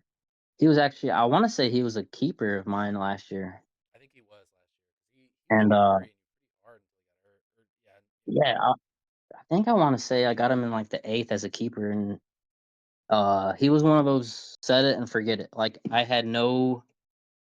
It's so good to not worry about a position. he was so good last year. Like I'm looking at the stats right his floor was like 10 points, now. Yeah, and I want to say he was like the tight end one, two, or three, like going into his injury. yeah. I'm pretty sure he And was right there with Kelsey, if not a little bit ahead of him. Because I remember at one point, me and Vuko, I think we are talking about this in the league chat on Facebook last year, and I think because we were talking about Kelsey, and for some reason we looked it up, and Hawkinson was literally like right neck and neck with him, if not ahead or behind by like 3 points. yeah, so I mean that's a great dart throw in the 11th. Yeah, and I do expect them if even if Sam Darnold isn't like good, I think by next year they'll probably have better quarterback play. Yeah, and you know how coming back from a big injury, he's probably not going to be 100% till next year. Yeah, and I Which, don't really expect it anyway. as a keeper pick, next year ninth round Hawkinson's great value. Uh, one other person I that jumps out on me, I don't know why, but Ford in the 11th. Yeah, I mean, he's a starting running back. and At, he's starting running back, and we're just assuming Nick Chubb's going to come back and be himself again. I don't know after watching that injury and just knowing how dude. I mean, his leg got destroyed. at the I just and I don't know if he's so ever going to be the same. I mean, for his sake and certainly for the Browns' sake, I hope so. so when you have a big injury like that, like even as a running back, like especially, it takes a good year to even get back to like 75%. So let's just say he comes back like week 6, 7, 8. He's not going to be taking the full workload. No, I don't think so either. So Ford's going to have this job. I think Ford will You know, always be relevant for fantasy this year, if not for in like in just a PPR sense. And obviously, until Chubb comes back, he's going to be super valuable. Probably like an every week start, or at least you're willing to start him in the 11th round. That's a huge value. I agree. Like looking back, I wish I would have taken him instead of Benson. Yeah. Uh, just because. Uh, Well, also with Benson, um, James Conner's on an expiring contract. They took Benson in the that's third round, exactly. Yep. so Yep. Conner's on an expiring deal. I do think that Benson's probably the starter next year. I mean, I can't imagine they're going to re-sign James Conner, but I think maybe toward the back half of this year, and it's certainly James Conner has never played a full season. So once and if that injury does happen, I think he maybe starts to emerge. That's definitely going to be a good value, I think, next year. I agree. So two reasons why I picked him there was one, James Conner, like you said, he's always hurt, and two. I don't think James Conner's on the team next year. I want to say he was a third round. So like you're gonna spend a third round, draft pick. He's gonna get some time. I agree. Blake Corum's also one of those I had queued up. Yeah, I like Blake Corum a lot, especially as a handcuff. I like Kyron a lot, so it's hard for me to say that he's going to have a lot of standalone value this year outside of a Kyron injury. But if Kyron does get hurt like he did last year, I think Kyron missed like what 4 or 5 games last year. Yeah, And I mean, I feel like he's one of those really solid handcuffs where he's going to plug right in and be super valuable. I agree. So I have a different.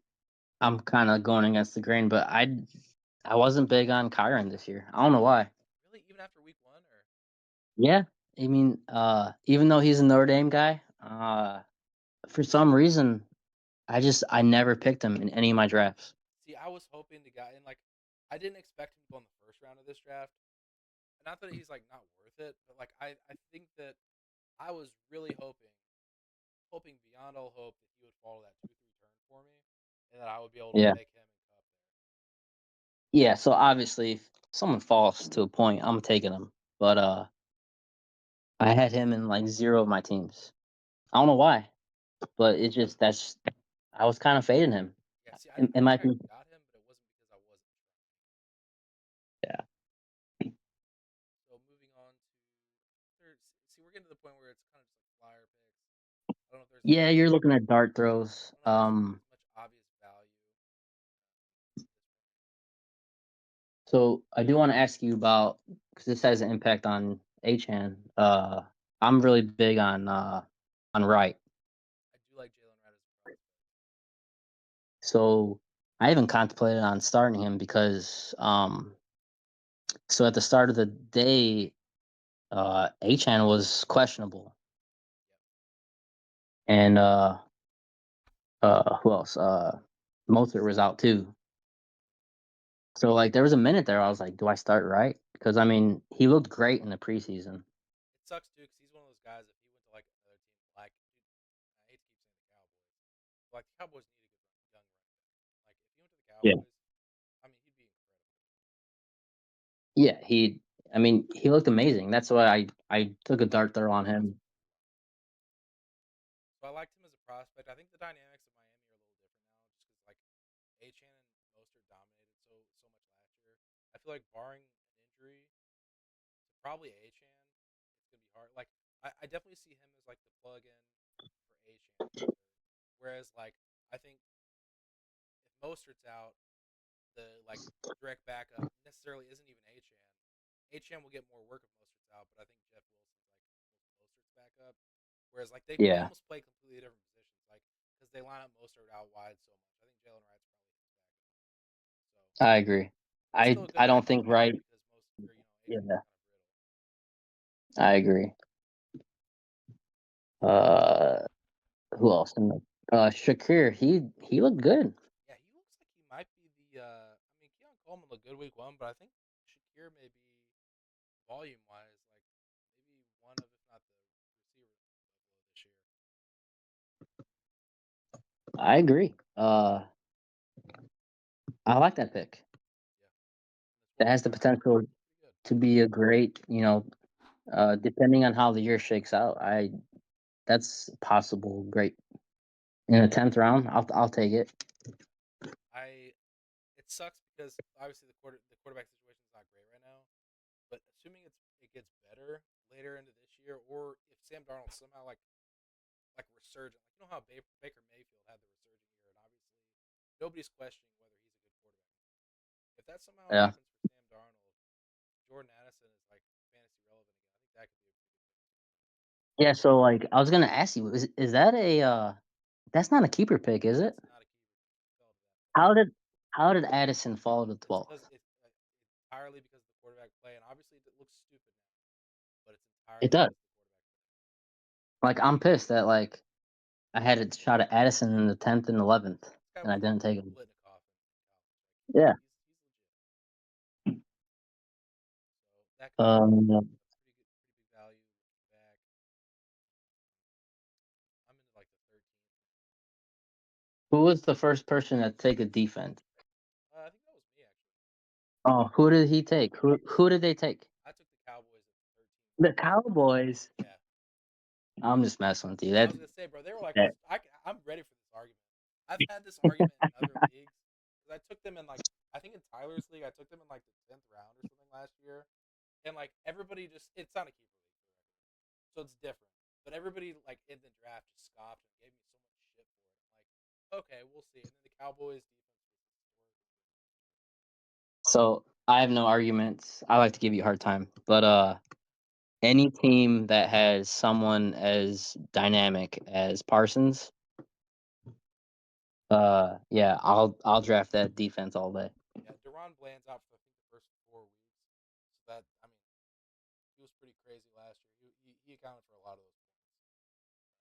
Pick six, like what? It was like a record. I think it was 6 or 7 last year. Took him to the house. But anyways, yeah, I really like having the Cowboys defense too because obviously I'm a Cowboys fan and I think the defense is an elite unit. I like having somewhat of an advantage at DST. So I agree. I don't fault you at all. I think they're it's gonna be the top 13th five round. At defense. that point, there wasn't really any dart throws I liked that much. But I will say, in hindsight, if I could go back and do it again, Jameson Will Jameson Williams. What? No, that was a keeper pick. Okay, Yeah, he Jameson was Williams, he was keeper. There 13th was no round. way he That was is fun. ridiculous. It's insane. So like with ACLs, it always takes a year to like come back. Yeah, to So fully heal. like, and with him, he's speed. Like that ties directly into your ACL. So I'm not shocked at all. But dude, 13th round for like a possible wide receiver one, maybe like he's a top end wide receiver two if he stays healthy. Yeah. It's insane. Uh, Another running back that I don't think is necessarily he's got handcuff value, but he's not fantasy relevant, barring an injury to Breeze. But I wish again that he was on the Cowboys because he's such a good running back and I like him a lot. I like Braylon Allen a lot. I do I too. think So he's I just had fucking solid. I had a conversation with Joe the other day. If he wasn't locked behind the best running back in the league, he would have a lot more value. Yeah, I think so too. But with Brees being so young and good, he's kind of like locked. And he's just stuck. That's why I hate the landing spot. But like, imagine the Cowboys took him. Oh my, I mean, I keep saying the Cowboys, but the Chargers, a lot of other teams. If any of those teams There's took like him, yeah, my God, that'd be incredible. there's like 10 teams that would have drafted him. Um Even let's just say the Panthers drafted him. He would be way up higher. Oh, definitely. So I like him as a prospect. Again, probably only handcuff value for right now, at least. It's worth a shot in a keeper league like this. Yeah, I agree. There's really no other picks that Stand stand out. out because it's mostly defenses and shit like that. So I mean, J.K. I Dobbins agree. 14th, obviously, that's a huge value. I gotta like I gotta call it out. That sucks after week one seeing that. You're getting a huge value there. Yeah, so with JK, like it's well known that that Chargers team's gonna run with Harbaugh. Yeah. So it was like, all right, do I take a chance on Dobbins or Gus Bus? See, and I like both. I took shots on different ones in different leagues, but in hindsight, to me, it's just like it sucks because it just seems so obvious now. But it's like, of course it was Dobbins. He's always been good when he's healthy. Like, So I know you're an Ohio State guy, but Dobbins has been amazing when he's healthy. yeah, definitely. He's been great, but he hasn't been healthy. So I was He's like, I might as well take a 25. shot. It's crazy. In the 14th round, I was looking at upside, and like I was like, all right, do I take the talent with Dobbins or I was like, you know what? Let me just take a shot at this run heavy team. And after week one, it looks good, but And if he you know stays how it. healthy, I think you can almost Yeah. almost pencil him in as a keeper pick. Almost. Only say almost because I think Jane Daniels and Trey Vincent are also going to be great options. But like, I think you may have a potential headache next year if Dobbins stays healthy. I don't even want to like don't even want to put that into like the universe because I want him to stay healthy for his sake. But So yeah, I have a lot of decisions. Like I have Worthy. Daniels, Benson, and Wright, and Dobbins. Obviously at the end of the year, if I'm deciding between those five, it would be a good year, but I'm gonna have a tough decision to make. I think there's gonna be a lot of crazy good receivers this year. So as far as like the entirety of the draft wrap up goes, that's really all I got. But I think, Same. yeah, I don't want to harp too, I guess too much on the draft.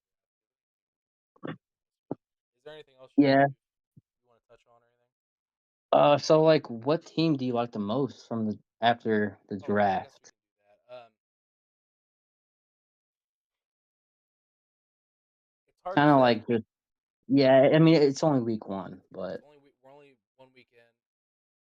I really like Ryan Becker's team because I really like going heavy at wide receiver, and Mike yeah, Evans is his wide receiver. Like there are so many things I love about it. He got the he got the Trey McBride, Kyler stack, which I think it wasn't great last week, but I think going forward it's gonna be pretty good. So I really like his team. I'm biased, but I think a lot of things broke my way week 1, so I like my team a lot. I like Aaron's team the way it worked out. yeah, Marv is a question mark, but Nico looked like that guy in week 1. yep. And you know Marv's gonna pick up later. Yeah, definitely. I mean, it's just a matter of time. Jade Reed, huge deal. So I think a lot. He had a pretty damn good draft. I like Aaron's team a lot. I like the 10th team. I mean, Cook is a great running back. Jefferson, But also, and we'll get into this later. The trades have like switched up his team where I like it actually. yeah, I agree. So yeah, I like AJ's team as well. I like your team, Aaron's, and probably AJ's, and then Brees, Becker. I feel like Brees pushed you in the discussion because he was so damn good week 1. I think Etienne's still like an elite RB2 to have. So I like that there. I don't like Olave as your wide receiver 1 as much, but I also think you have I other good wide yeah. receivers where it won't. Yeah, so with me is Olave and Waddle. Um, Waddle's gonna take a hit with Tua being gone. For sure. So you're gonna have to weather that storm. Yeah, and Olave, if he doesn't produce in the next 2 weeks, it's gonna be kind of scary for me Yeah. because taking him in the third, I was expecting a little more volume if you would. Yeah, so that I'm a little worried about Olave. Yeah. I get it. Uh, I guess we can just do a quick trade recap before we do week 1 recap. This will probably go a little longer as an episode this long. That's fine. That's Whoever wants to listen to this. The first trade I think was me and Jacob. I traded him DK Metcalf. He traded me Drake London straight up. So it was London for DK. I think both of them had pretty underwhelming week 1s. So I don't think either of us really won on that yet or lost, which kind of remains to be seen. I honestly don't know how I feel about that. Yeah, I feel very conflicted, especially after week 1, because like DK didn't really do anything, but like Kirk Cousins was really bad. Yeah, I agree. That's why I'm worried about Fitz. But so if you had to put a gun to my head, I'd probably take Metcalf, but it's very slim. Like at this point in the season, I have no idea. Yeah, I think it was really close. I asked for a lot of people's input. Like, yeah, everybody was like, yeah, that's kind of That's a close. hard one for me. But yeah, I think it was just like, well, I didn't really have London in redrafting. So like, I'll do this. I don't know. I don't hate it, but also if Kirk is just like, no, I'm Are good. you still there? Oh, okay. Yeah, can you hear me? I might have cut out. Can you hear me I now? got you now. Yeah, I got you. So it all just hinges on how what Kirk is. But I so we think had, Kirk will get a little better during, but I don't think he's going to be the Kirk of past. and it sucks too because I do love DK this year. But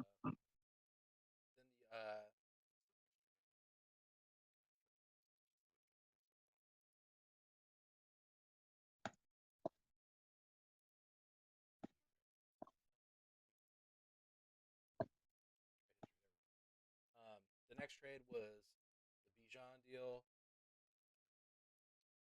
AJ traded.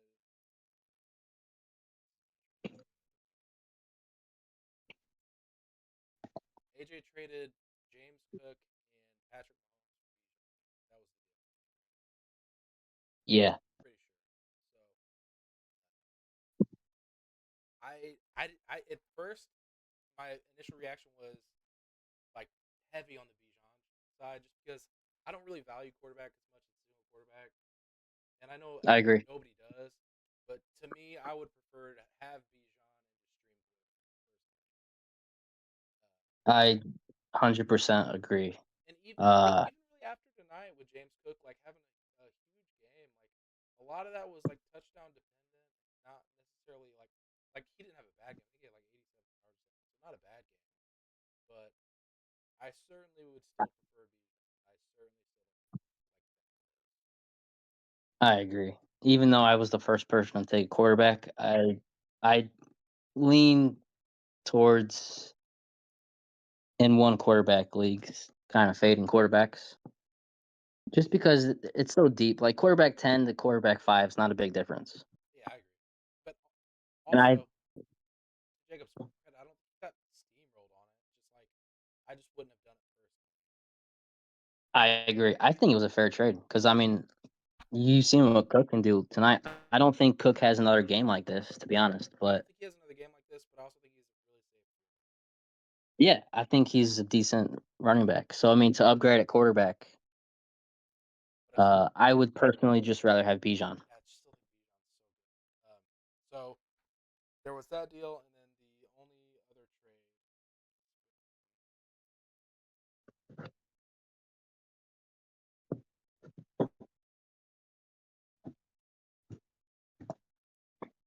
I'm still getting used to like Sleever and how it's just so much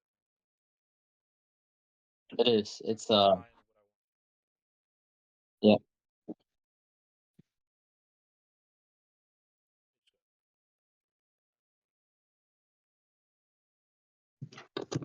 Totally blank.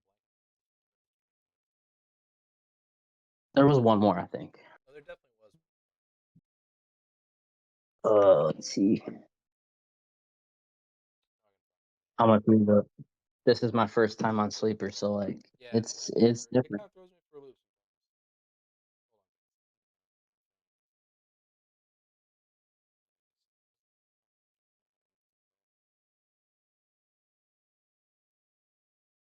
Oh, it was Lance and God, who was it? I feel like Lance and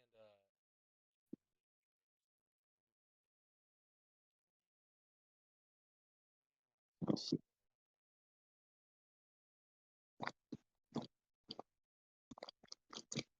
maybe I'm just like imagining this third trade. I don't know if it actually happened. Huh. Well, as soon as we get off, I'm gonna figure it out. That's gonna drive me nuts. Okay, so Drake and DK. All right, there's that one. I don't know if there's a way to Yeah, I like. don't know. Anyways, we can move on. So we're not just like sitting there. If we think of it like. So we'll go. We'll just do a quick matchup recap. All right. I'm just gonna start at the top. It's me versus Buko. I won by about 30 points. Uh, had a pretty good game from A Chain. Aaron Jones had a pretty good game. CeeDee Lamb and Dak probably would have had a much bigger week, to be honest. But the Cowboys were just beating the Browns so badly that like they just took the foot off the pedal and made it. I think it was total game script. But I'm super happy with CeeDee Lamb because they've got him 3 carries, and I think that's gonna be like a regular thing going forward. He's gonna get some carries. And you've kind of seen his floor in week 1. Yeah, and I'm totally comfortable with that. Rasheed Like Rice, that's a bad game yeah, that's with a bad your CD game for sure. Rasheed Rice, pretty good week. Mark Andrews is like the story of the week for my team, and like the panic button with him. Drake London, obviously Kirk Cousins, and the Falcons in general. Really rough week 1. I know yep. personally, I'm not like panicking yet. I want to see more, but and then the story of the week for me was Cooper Cup. Obviously, Puka's injury led to that. Cowboys defense did what they do, and on Buko's side, didn't have a huge week from Hurts. Pretty good though. JT didn't really have a great week, but just middling. Kyron, kind of about the think Debo is going to get a pretty big uptick going forward until Ayuk is in game, like his conditioning's better, and also obviously until CMC's back. Like I think with the Heinz or the foresight of knowing CMC is going to probably be out this week, I expected big Debo. I agree. And I think it's going to take a good 4 to 5 weeks for Ayuk to kind of get back to himself. But I think the big thing, the big takes on your team on that matchup is Mark Andrews. I'll get into that later. I wouldn't panic too much, but there is a little panic. I'm not there yet, And then but I am worried. I agree. And then I think then other is Cup might be, which is crazy to think about, because he was the wide receiver 1 2 years ago, but it sounds crazy at 31 years old, but he could be the wide receiver 1 this year if he stays healthy. Yeah, I agree. And God, I hope so. I I have wouldn't be very, surprised. uh, I think Cup definitely secured your victory because it was what 30-point victory. yeah, he did. Yeah. I was worried though with the 49ers playing and knowing that CMC was out, he had Devo, Kittle, the defense running the game. So like I knew that he probably wouldn't come back, but I was a little concerned still. But Ugo's got he's got a decent, if not pretty good team. So I think Me too. And I think Hurts kind of had Hurts had a decent game. yeah, I mean for Hurts, he could obviously he could always do more because he's got that rushing upside. I mean, I feel like the touchdowns he had two touchdowns, but I feel like for a 34 point game, Yeah. I think what kind of killed him was Christian Kirk, and yeah, I think he had like 4 points. so But other than that, his team did decent. You just had a couple hits that between Achan and Jones and Rice. I mean, I think you were what the top scoring team. Or no, you I were was second. second, right? Okay. So going into the second matchup, it was Tyler versus Jacob. Jacob won by it was less than a point. I want to say it's 0.48 points. Yeah. So, So that yep. was one of the. There were two maddeningly close scores. Obviously, Jake. It's so tough because like Jacob had Love go down. It was at the very end of the game, but still, maybe that wouldn't have been as close. But man, that hurts so badly to be on the losing end. It does. So, I have Love in actually a dynasty league, and I feel like he could have scored so many more points. Like not like I feel like he missed a couple things that like I would expect him to make these throws. I mean, he still scored 21 points, but I feel like he could have scored so much more. I agree. Uh, that was the I guess close result of their matchup. Not too many things to highlight. Tyreek had 26. That's just what Tyreek does. I think the Yep. surprise of the week, or one of the surprises of the week, was that Stephon Diggs dominated uh, at least the goal line targets for sure in Houston. I mean, he had two touchdowns, six for Yeah, 17, 100 yards. I'll definitely take an L on that. I didn't see Diggs being the go-to guy there. Yeah, I didn't either. I didn't take Diggs in any league, and credit to Jacob there. He looked pretty good week one. I don't know if that'll continue. I feel like maybe I don't know. I don't know if that's. I don't want to say it's a flash in the pan because Diggs has always been like an elite talent, but I feel like that's going to be a lot more evenly distributed. So I think my problem with the Houston trio was like one of them is gonna have a great game. It's just trying to guess which one, and then are you gonna be able to handle when your guy scores 3 points? Like living Because by that. yeah, because the other two guys would go off. So like I think Tank Dell was the victim this week. But So I for the mean, role Tank Dell plays, I also still like out on him. I agree. I have him in a lot of leagues. He was actually my preferred target between the three, and that's Even I first mean, with the whole Diggs thing, like Tyler had taken that. So like it's like the Diggs taking like the spotlight, getting the touchdown this week. I mean that literally decided that matchup. yeah. Uh, So what Kincaid kind of killed him. He had 2 yeah, points. Kincaid had a rough week. Uh, Cooper didn't have a good I game will say either. this: Jacob had Brian Thomas on his bench, so I mean that may be a pretty decent start option next week going forward. Uh, Yeah.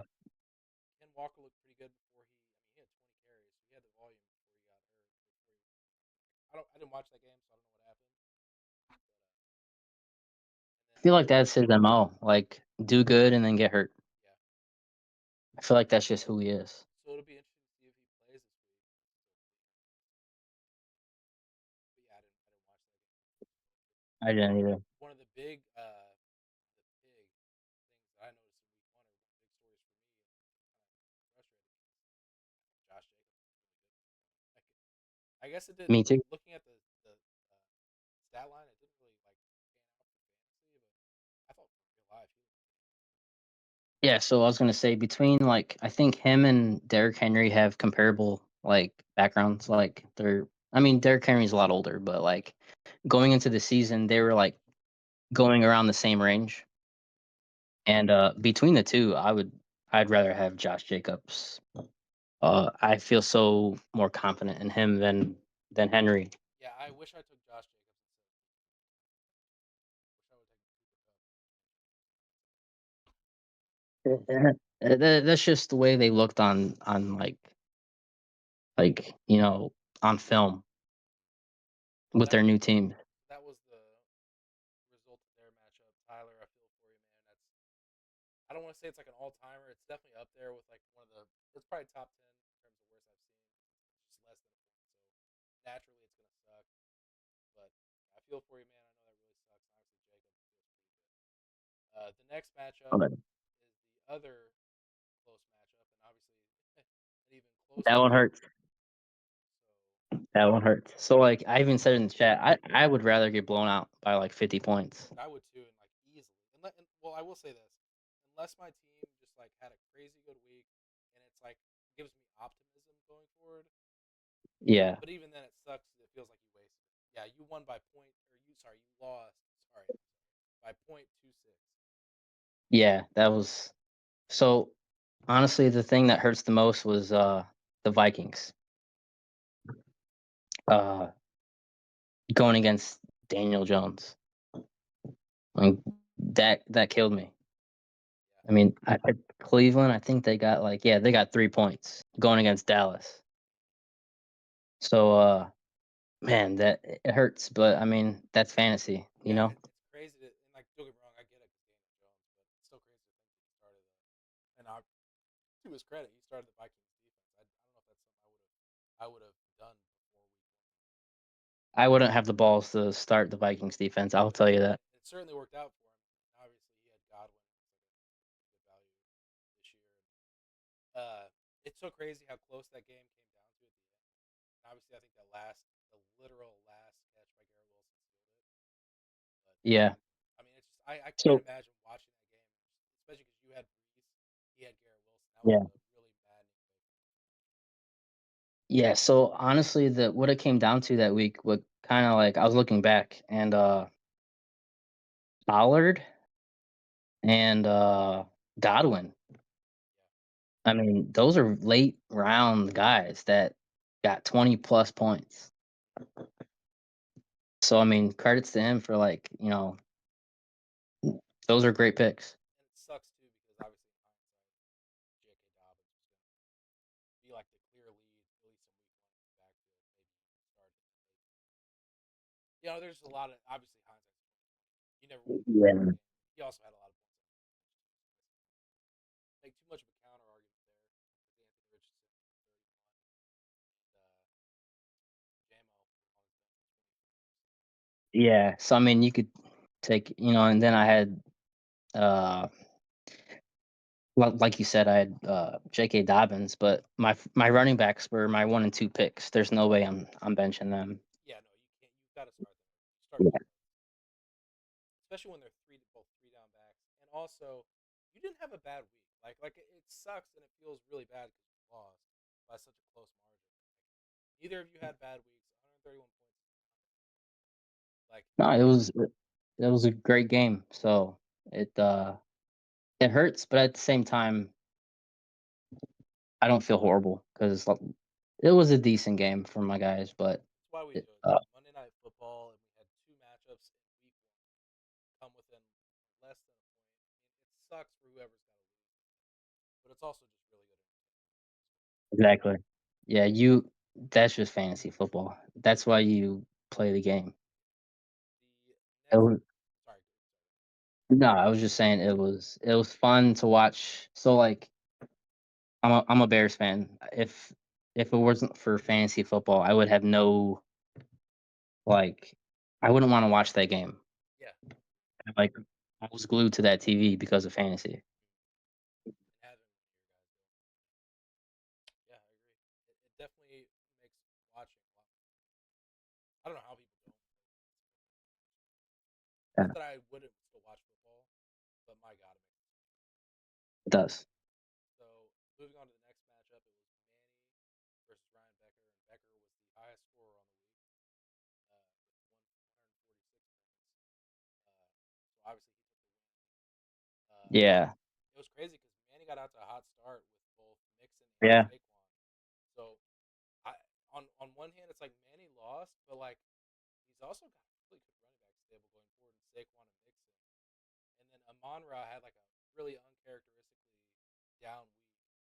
He had yeah. 14 PPR points. That's crazy. Like that's never gonna It happen. is crazy. No, Kelsey, yeah, not a crazy good week.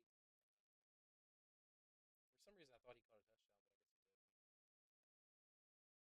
Yeah, I think Manny had somewhat of a down week outside of those two guys, and like those two guys had really good weeks. I think look going forward, I would certainly expect his score totals to be higher. And then Becker, his team is just, I think he's going to be good every week for I fantasy think he's I think he's definitely going to be one of the teams to because be in contention. yeah, I think so too. I think he's definitely top 3 or 4 teams, regardless of how you feel about like individual players. Because even on a down week from Kyler, or somewhat down week from Kyler, definitely down week. I think from Trey McBride, he still carried the highest point total in the league this week.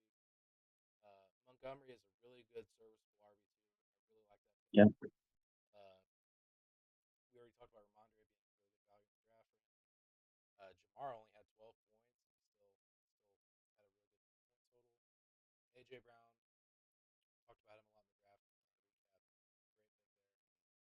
His receivers, it's going to give him such a good baseline every week because yep, he's got Mike Evans, Jamar Chase, AJ Brown, and then yep. Malik Neighbors is literally the cherry on the top.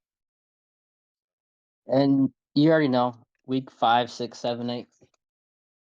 Some of these running backs are going to go down, So, and you're going to be able to pick someone up on the waivers. So I mean, there's a possibility of you getting an even better running back. yeah. So I think, You know, especially with good waiver management, there's a lot of value to be found there. So I think there is, yeah, and especially in full PPR, I think there's so much play in getting elite wide receivers and just like letting them carry your team.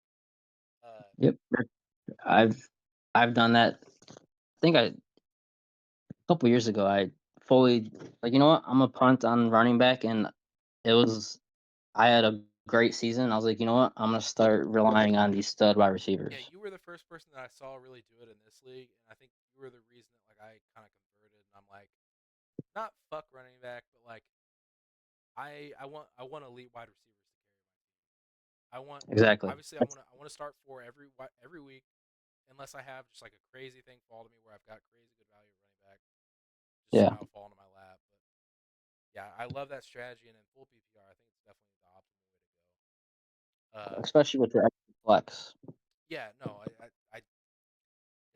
it's so great. I'm almost so glad that you did that 1 year because I've put that into practice in other leagues and it's worked really well. Like uh, looking at their benches, he had Manny had Jerome Ford on his bench with 18 That's what I was gonna points. say. Is like he could put him in his starting lineup for the foreseeable future, and See, he and would be like good. for Manny flexing the third running back with Jerome Ford, that makes sense to me. Like that's the situation where like yeah, Yeah, it's not cut and dry, but like in most situations, obviously I prefer flexing receivers, but like in Manny's situation, I would definitely start Jerome Ford until Chubb's back. definitely, especially So over Javante. yeah, and obviously in hindsight, Javante didn't look very good week one. He looked really rough actually. And then Becker had Brian Robinson on his bench, 12 carries on 40 yards and a touchdown. Actually, he caught 3 of 4 receptions. He had 49 yards in the air too. So pretty good week from him on his bench. The Bears defense, that was I feel like one of the pretty big storylines. They looked really good, man. Obviously for fantasy, 25 points, Yeah, pretty fucking good. But yeah. So I watched every snap of that game, and that offense looked horrible. That defense is legit. yeah, I know Tennessee's not the best, but that defense is very good. that's got to be pretty And good. I don't expect yeah, I don't expect 25 points from the Bears defense but I mean, you I think you can probably guarantee at least 10 points. Yeah, yeah. I think they're It's set a it and solid forget it defense. probably for a while after week one. I know a lot Yeah. of people are worried about Joe Burrow. I think they always kind of like assuming health and the wrist isn't an issue. The Bengals seem to always start slow. I think Joe Burrow and I think Manny's team as a whole is gonna be fine. Joe Burrow is not Yeah. he's not gonna score 8 points next. Like he's gonna come out and I feel like the Bengals are just gonna set the world on fire eventually. I don't know if it's gonna be next week. They're playing the Chiefs defense looked pretty damn good week one, but I mean, dude, like let me just read you their week three they play Washington, week four Carolina. I feel like they're gonna. I mean, those are gonna be the games where I feel like they bust out on the scene and they're like, okay, the Bengals they're fine. You know what I mean? They're exactly who we thought they If were. Bur yeah, if Burrow and Chase aren't top 5 finishers in week 3, 4, I'll be very shocked. Yeah, I would be too. I would be too. And then even then, after they play Baltimore week five, Baltimore's got a decent to good defense, I guess, and then the Giants week six. So I think Burrow's gonna be fine. I think they'll eventually turn that around and they'll be who we thought they were. So And like you said, they start slow every year, and Chase hasn't been in camp. yeah, So, I mean, he's got to get up to game speed and get it. I don't know if conditioning is an issue with him. Obviously, we talked about Ayuk earlier. It was definitely an issue with him, but I feel like getting up to game it won't speed and take like getting reps matters for wide receivers. it does. It won't take him long because he's such a good talent, but I'm not worried about them either. Yeah, either. The last matchup of the week, uh, Aaron had a pretty damn good week. The blowout Yeah, the blew out blowout? 142 points against Lance. Lance put up 83. Uh, to Lance's credit, I just have to say it. The late scratch of Christian McCaffrey, he didn't have anybody to plug into his lineup. They could have, you know, produced, and really at that point it didn't matter anyway. There was nobody that could have conceivably come in and put up like 60 points, which is what he needed. Yeah. At that point, I would've done the same thing. I would've said, "Fuck it." Yeah, so it sucks for him. It It really does because it it happened does. on Monday too. So like that new thing where we Yeah, can pick up players between 11 and noon on Sunday, it wouldn't have helped him. So and it sucks week 1, like, no one knows, all like we were just talking about, all camp, we had no, indication he was gonna miss. yeah, none at all. So it's really unfortunate. He had that hit him, and then obviously Puka went out. He put up 8.2, but Puka I think only played like what the first quarter maybe. So just Yeah. a lot of bad shit hit Uh, Lance week one. So uh, yeah, I feel like his team's a lot better than 83 points. I agree, but also to Aaron's credit, I mean Aaron put it on him. Aaron had a really good week. I think this is gonna be typical for most weeks for Aaron. Marvin Harrison's gonna score more than obviously one point a fucking week. So I think Yeah, Nico's that dude in Houston, and he's got the C.J. Stroud Nico stack. I really like Aaron's team a lot, and I I think agree. he's gonna be a title contender again. Aaron's definitely a playoff team. So, I think Reed's gonna score 33 points with Love out, but I do think Harrison is gonna score more than, uh, Unfortunately. whatever he what See, and I feel like that's where it evens out, to where almost his baseline is Yeah. then safe because even with even with Reed's upside lowered, it's like okay, Marvin probably will make up for that. Exactly, it's gonna balance out. So he's gonna and then Laporta had a bad week too. I Yeah, mean, Laporta was he had down 8 defensively. points. So, Aaron's team's kinda scary now that I'm looking. I mean, Yeah, especially Gibbs, Stroud, uh, yeah, he has a good team. yeah, I like his team a lot, and he's got Lad McConkey on the bench too. Lad looked pretty fucking good week 1, so Yeah. But I do expect, the other team, I forgot who the owner was, sorry, but, 83 points, his Lance. team's a lot better than that. Yeah, Lance. Yeah, I His agree. team is a lot better than that. Yeah, I agree. Uh, we'll we'll move on to waivers just real quick. I don't. There's just like a few I think that are noteworthy we really need to talk about there, and then we can move on.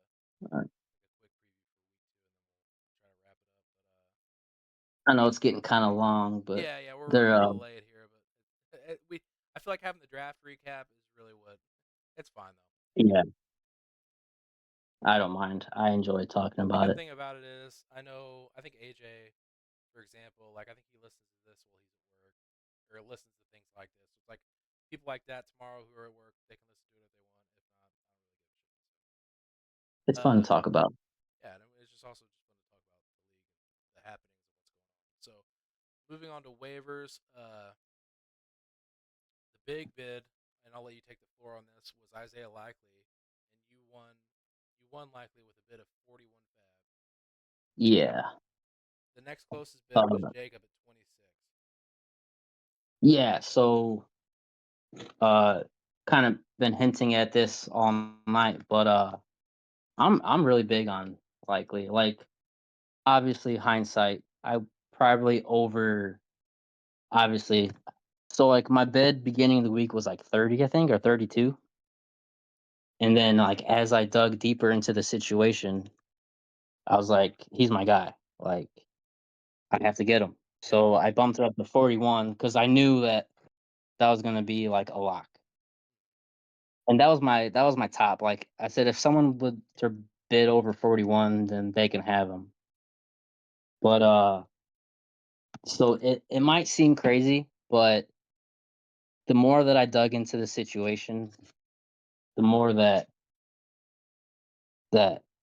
so, like, in my situation, uh, I don't believe in pits. yeah, I think, like, what we were talking about earlier, he had 3 targets. His day was saved by a touchdown. That's not gonna happen every week. My other tight end is Ferguson, I believe, and he's hurt.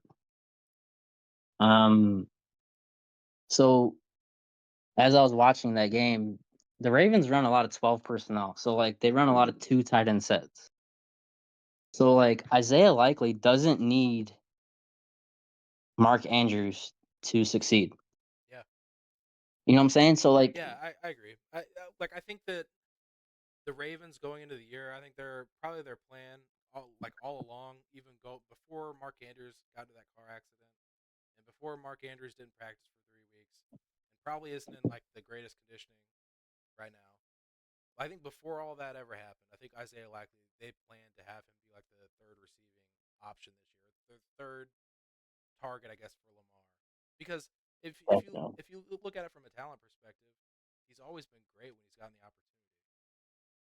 he's a great talent. So, and if they're running a lot of 12 personnel and he's on the field, then yeah, I mean, it makes sense that he just for real life, he's good for real life football. Like that's I think what matters. Like he when he does well, like the Ravens win. So I think there is an So, argument to be made there that he's just going to be on the field and that, like there's going to be Andrews weeks, there's going to be likely weeks. So exactly. So, looking back, I definitely overpaid, but I was looking into it. The Ravens ran 12 personnel like 55% of the game, yeah, which is like I think last year they ran like even 15%. despite trailing most of the game. Yeah, so they definitely want to get Likely more involved. My second point is I think we can all agree Mark Andrews. I know this hurts for you because It I think does. you're the Mark Andrews, don't, Yeah, but he's not. I think you can agree the he's not the tight end with the most.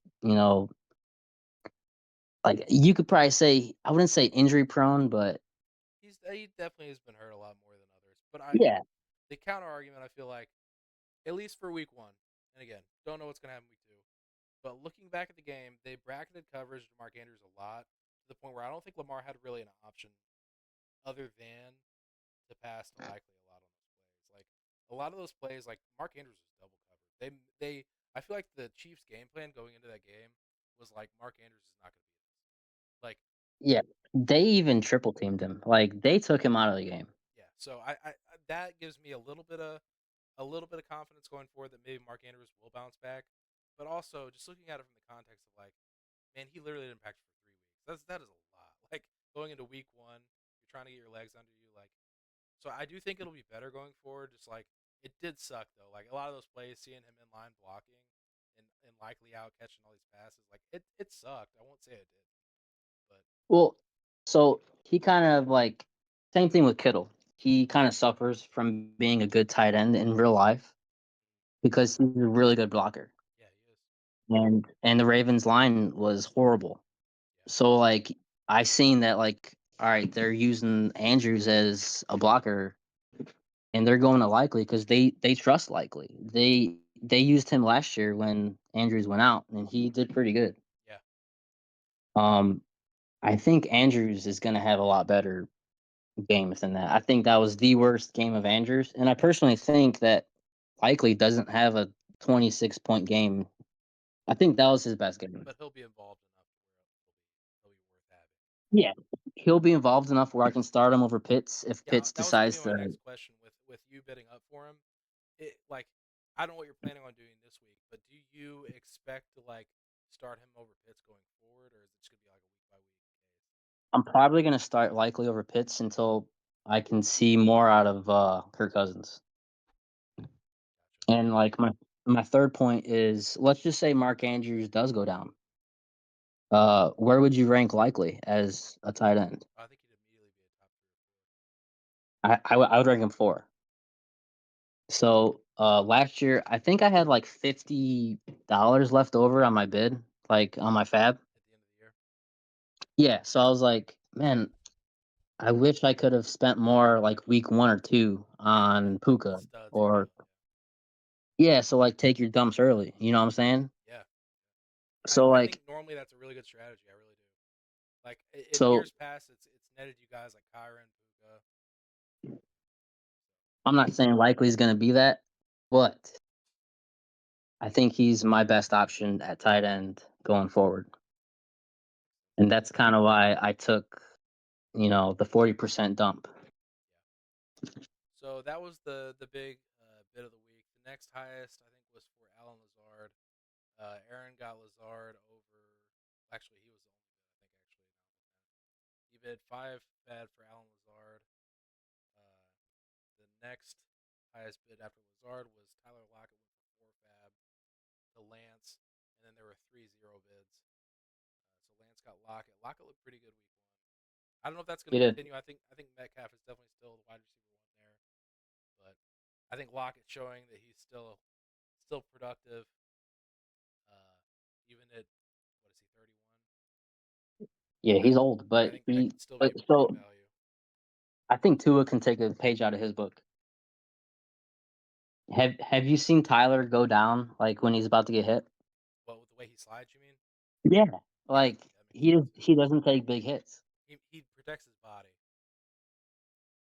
and especially for a quarterback, it makes even more sense. But yeah, I Yeah. think it would be smart. Yeah, There's a couple underrated. I like the Chargers pickup, even though the Vikings just got him 22 points. He dropped the Vikings I for think the it's probably Chargers. smart to just take the points you got and move on though, because I think who do the Chargers have a really good matchup this week? I can't remember. It's Yeah, against they have a great matchup. I think they say they play the Panthers. yeah, they play the Panthers. Yeah, that's I So feel like that could not win him the week, but be a pretty good reason why he may win this week. that's a great pickup. I think that's how you win. That's how you win games. Yeah, Is see, you do see, moves like that. in my counter, like, so the whole reason I like picking like a defense like the Cowboys for me is like not every week will be a great matchup, but like I don't have to necessarily bid up on like the good matchups like that. Like not there's pros and cons to both strategies, but I don't necessarily have to do like the $3 or $4 or $5 bids on like whatever defense has like the elite matchup that week. So Yeah. Lance bid three fab on Greg Dortch. Manny I bid, do. but I like the Tank Bigsby pickup just because if ETN goes down, he's a top 10 back. so interesting.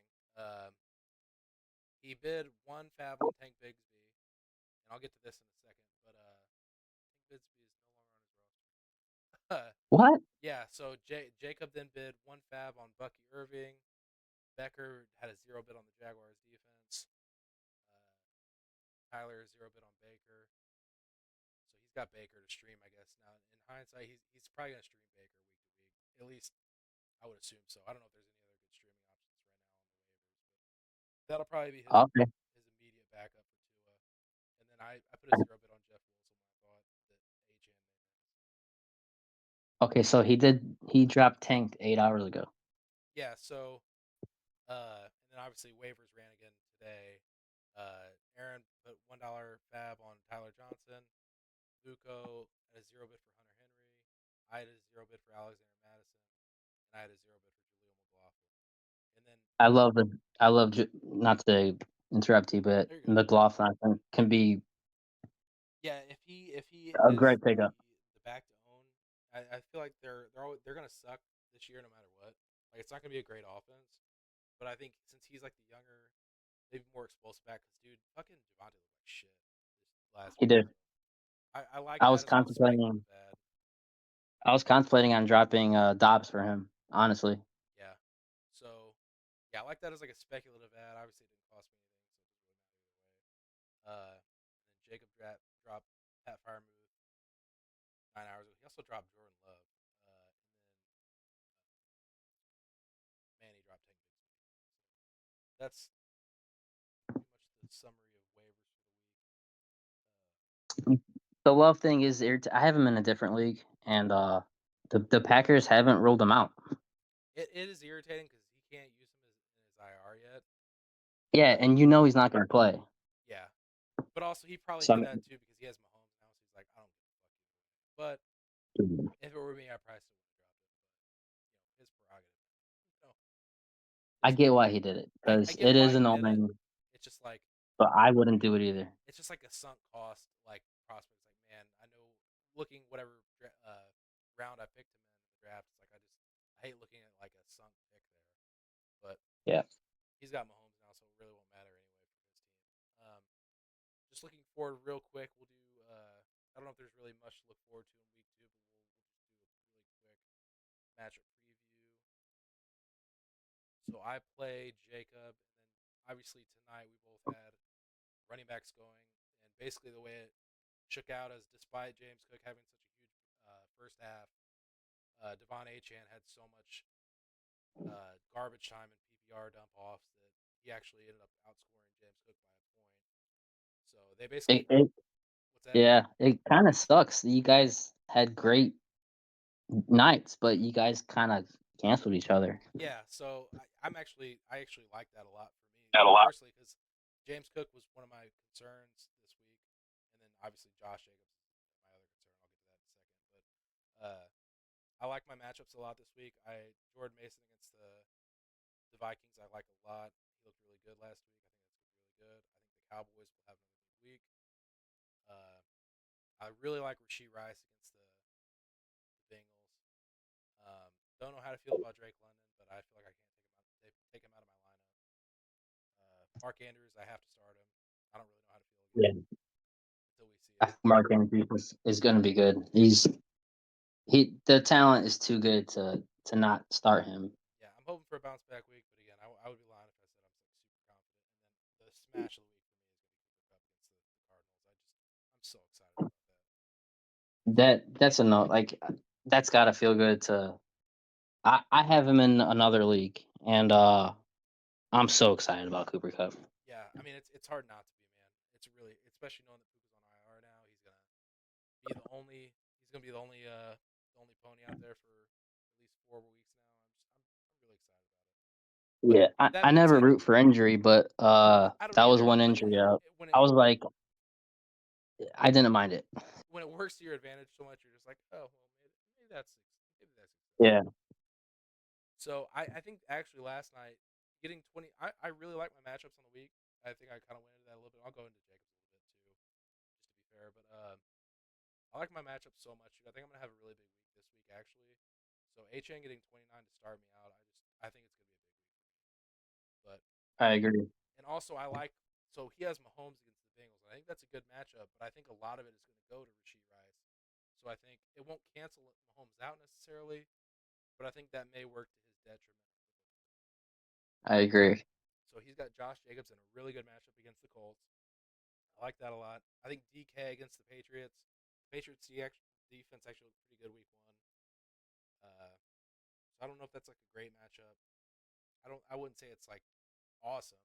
I don't know if it's bad, but I wouldn't say it's awesome. It's kind of just meh. Diggs against Chicago. I hate that just because the Bears defense looks so fucking good week one, and I still don't Yeah, know if Diggs is like. I definitely don't think he's the one. I think Nico is the one there. It's still in my opinion. I think that's a tough matchup. I think I think that's a really tough matchup. I don't know if you can sit him after week one because he did get the two touchdowns, but like I just don't no, expect that to be like a smash play personally. yeah. I think Mixon's gonna have the better game on the ground than through the air, personally. But And then he's got Brock Bowers against the Ravens, Pickens against the Broncos, so he'll get Pat Surtain, and then James Conner against the Rams. I think James Conner will be a pretty good start this week. But just in general, I'm not just saying this because it's my team. I just like my matchups a lot. I don't even necessarily hate his, but I just really like mine. So I like where I'm sitting right now. I just noticed Jacobs is questionable. I didn't know that he was injured. I don't know if he was limited, I guess, in practice today. Is it? That's probably Yesterday just now. like a. It's probably just like an older veteran. Yeah, it says the back issue, so I don't know if he's just sore. Maybe he took a big hit. But I mean, Jordan Love's Yeah, out, so they're gonna. That's the one I'm really worried about because I know they're gonna lean into the running game. I think that there not being as much touchdown upside will still hurt him enough that yeah, I don't know. I'm definitely concerned about it because the Colts run defense looked like shit. But yeah. the next I think matchup, if CMC doesn't play, I think you're in good shape. I think Mason will have a decent game. I definitely don't expect CMC to play. I feel like they would be really reckless to play CMC. I Especially agree, because especially Jordan with Mason looked like he can carry the load for him. exactly. If they lost and they didn't have a back, I would probably say he might start, but they looked fine. So I doubt that CMC plays. But anyways, that's kind of how I feel about that matchup. Tyler plays Buko. Tyler had Tua going tonight. Tyreek, um, Dalton Kincaid. Unfortunately for Tyler, he's already kind of behind the eight ball. Tyreek had 6.6. Wasn't super involved because Tua went down, and also they were playing two high safeties. They just weren't letting Tyreek Hill get over the top. That was definitely their game plan, and to their credit, it worked. I've Tua, never. go ahead. It's rare you see Tyreek shut down. Yeah, I feel like week one the Jaguars had a pretty good game plan too with dealing with the Dolphins. Besides that one big play, I think they did a decent job too. Yeah, yeah. So I don't know if that's But because yeah, no, I'll go ahead, say go ahead. that definitely Tua getting hurt kind of kills that because I mean he's got Tua and Hill at the stack. When one person goes down, that kind of ruins that. Yeah, that's the trouble with stacks. I mean, when they're hitting, they're really awesome. But man, it sucks for him because it's like he got 24 points out of Tua, Tyreek, and Kincaid this week. I feel like he's not looking good just because of that alone. Like you obviously expect Tyreek Hill to be like the anchor of your team, and 6 points is just it's probably gonna sink his week, unfortunately. Uh, Yeah, that hurts. Going on Buko's side, he's got Hurts against Atlanta, Jonathan Taylor against the Packers. Kyron plays the Cardinals. That'll probably be a pretty good matchup in my opinion for Kyron. Debo should be super involved without CMC, most likely not playing against the Vikings. Michael Pittman against the Packers. Hill against the Vikings. So he's got the double nine, I think. And it'll probably be fine with CMC out, but normally I just don't like building teams like that personally. But then Kamara plays the Cowboys. Don't really know how to feel about that because the Cowboys look really good. But I expect Pittman to have a bounce back game, even yeah, with Jair Alexander. I think he's gonna have a decent game. so not a shocker here, but just by virtue of what happened tonight and everything, I would pick Buko in that matchup. Yeah, I agree. Which sucks because that had the potential to be a good matchup. It did. It did. And he also has Walker, who's questionable, and he might not play. Oh, I didn't even notice that. So hopefully, Yeah, he has Ken Walker, who he might not play, so that might hurt him too.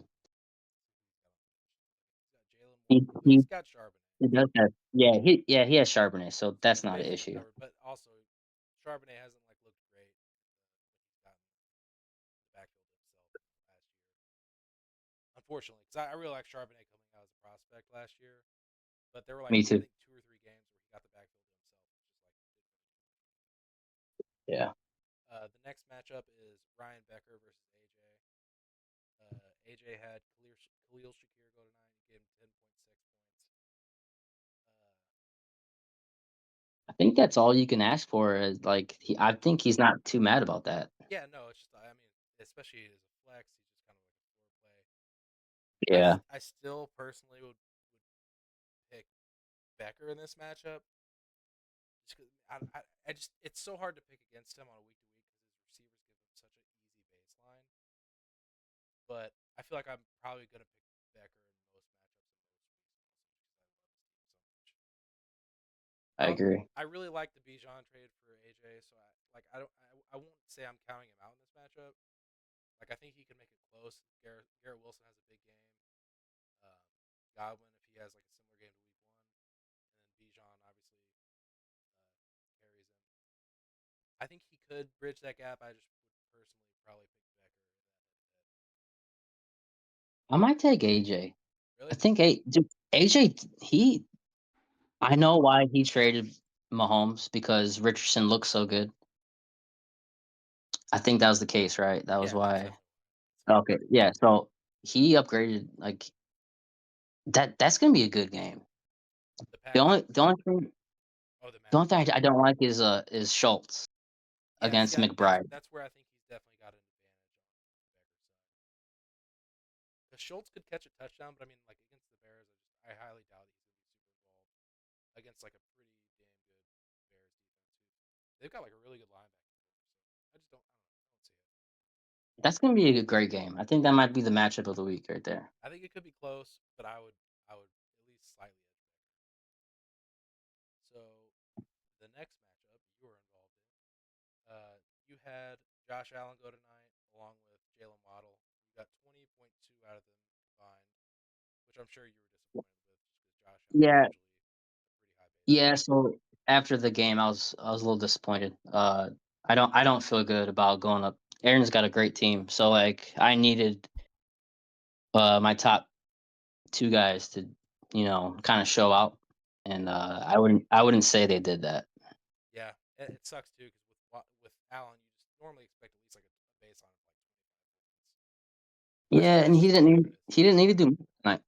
Yeah, and it's not even that he had like a. I don't think he had a bad game. It's just like they had the game under wraps, like pretty not early, but kind of. It felt like they controlled that game pretty early on. Like Yeah, defensively, they were really good. They didn't really need him to like do Josh Allen things. So I don't think that's like a normal result that you'll get, but yeah, Josh Allen lower point total than you'll normally get, and obviously Waddle's about 2 now. But yes. yeah, I don't feel good. The only thing that's kind of keeping me like a little hope is he has some. All of his guys have some bad matchups. Like yeah, with Stroud uh, and Nico against the Bears, yeah. Gibbs against Tampa. Tampa's a good defense. I think he Uh, could make this close because Jaden Reed's without Jordan Love now. yeah, He's got Zach Moss going against the Chiefs. they're a good defense. I Yeah, think that's the only thing kind of like keeping me like a little hopeful. I think you could make this close, especially if Brees and your other studs I don't love the ETN matchup against the Browns, but also like I think the defense is still really good in Cleveland, but I don't know if it's just like the Cowboys made them look like shit kind of week 1, but I don't love that matchup, but I don't know. I think you could make it close. I would probably still edge Aaron's, or I would still give Aaron the edge. But Yeah. I'm gonna need a huge game out of Olave, but that's a big ask going against Dallas. yeah, So, because he's probably gonna get a lot of digs or and I'll probably swap Dobbins or likely for Worthy. yeah. I I was don't gonna think. ask you if I you were think. actually gonna end up flexing him, and also if you had a plan for your defense. Yeah. So my plan for defense is when either if Ferguson's out, I'll put him on IR. Or if he plays, I'll probably drop Dobbs on Friday. Might want to make that waiver bid one fab instead of zero with Aaron listed. If it Yeah, gets this far into the podcast, yeah. I think So you gotta get Dobbins in your starting lineup for sure. I agree, but I don't really see anyone else I could drop. I might. It's between Ferguson and Dobbs, but I'd probably pick him back up with a couple bucks. Yeah, But even if I do lose out on them, I'm not too worried because I feel like I have stronger options ahead of them. yeah, I like Likely and Pitts more than Ferguson, so I wouldn't be heartbroken. And then Dobbs, I don't see me starting him anytime soon, especially with Love out. So like, yeah. I think he's definitely the drop candidate. I think Jalen Wright may be a drop. Well, no, because he's a keeper. He's a I don't know. Yeah, I think it would definitely be Dobbs. It would definitely be Dobbs or Ferguson. yeah, and I'm gonna wait till the Ferguson. I don't think he's gonna play, but they won't rule him out until probably Saturday. So I might have to make a decision tomorrow. Yeah, I thought he might actually go to IR before So did the I. week, but he hasn't yet. That was my yeah, that was my reasoning on like dropping a defense. I was like, all right, I'm gonna have When it Ferguson first on the happened, they thought it was like a really serious thing. yeah. Anyways, those things been. I would definitely get Dobbins in your lineup probably over Worthy. So Probably what I'm gonna do. I think you can make it close, but I don't know. Depending on what Especially with happens if Dobbins Aaron has a listed good out. matchup this week. Yeah, Dobbins has a smash matchup, so I think he could have another big week. I'd probably slightly give Aaron the edge, but I think he can make it close. I'm I think it all comes down to honestly Olave. Yeah, I feel like he'll make or break your week, and then also just like I don't know. It's so hard to project. Like Jaden Reed is what like keeps sticking out to me. It's like, what will he be without Love? 'Cause Malik If Willis sucks, bro. yeah, he looks really bad. So it's like if Jaden Reed is like not a great start there, then I feel like it might give you a chance to. Yeah. That's the cool thing about fantasy is you just never know. Yeah, even if you start out on like a slow Thursday night football game, you could still really come back as long as, especially when you've only had like one or two players play. Like I know in the league chat earlier tonight, everybody was like trying to like, oh, James Cook is like shitting on me or on Ben right now. And I'm like, dude, like I have my entire team to play still, and I like my matchups a lot. I'm really not that worried about it. Not Exactly. that's not even like a slight to Jacob's team because like his team's not bad. And more in the sense of like if I have all of my team left to play, I feel like I always have a chance. So Look at Saquon last Thursday or Friday. One of the games. yeah, It was Friday, right? if you played Saquon, you thought you lost. Yeah. And I think the Saquon team lost this week. Yeah, so it happens every week, and it does feel bad getting off to like a pretty big deficit. But I don't know. You still play. They still play the games for a reason. Exactly. The last matchup, it will be under 2.5 hours. It's wild, but the last matchup is Manny and Lance on the week. Uh, with the CMC injury and Puka, it looks like Lance is going to be starting Zamir White, and he looks like he's more involved in the committee than we maybe thought going into the season. And then Derrick Henry, the running back. He's got DJ Moore, and he's going to start JSN is who he's got penciled in right now. And then it looks like he's starting two bears actually. He's starting Keenan Allen as of right now, along with Devonta Smith as his flex. So he's probably hoping to God CMC plays. I don't think he's going to. I agree. So like this is I think we talked about this. The first pick curse. I mean, if your number one pick is out, that hurts you so bad. Yeah, I feel like you almost can't afford to miss he didn't miss. Not that he missed on it, but just like some things happened outside of his control, and none of us knew about it. Just yeah, I It, feel so bad it, for Lance because he's staring down the barrel right now, and I it, don't see without really big games from like Lamar and Henry. I just don't see a way he probably. I don't want to say he can't win this week, but man, it's really hard. so I do think Baltimore has a running game this week. Like I think against Las Vegas, I think if Derrick Henry were to have a good game, it'd be against Las Vegas. Yeah, I think they're gonna run out the clock. I think they're gonna be winning by 2 touchdowns. So I mean, Keenan Allen might not play, but if he does, that's a great start. Even though it's against Houston, uh, Adunze's out. yeah. On the I flip love Smith. I think on yeah. the flip side too, Manny has Mixon going against the Bears. That's a tough matchup. Saquon against the Falcons. Amon Ra against the Bucks. That's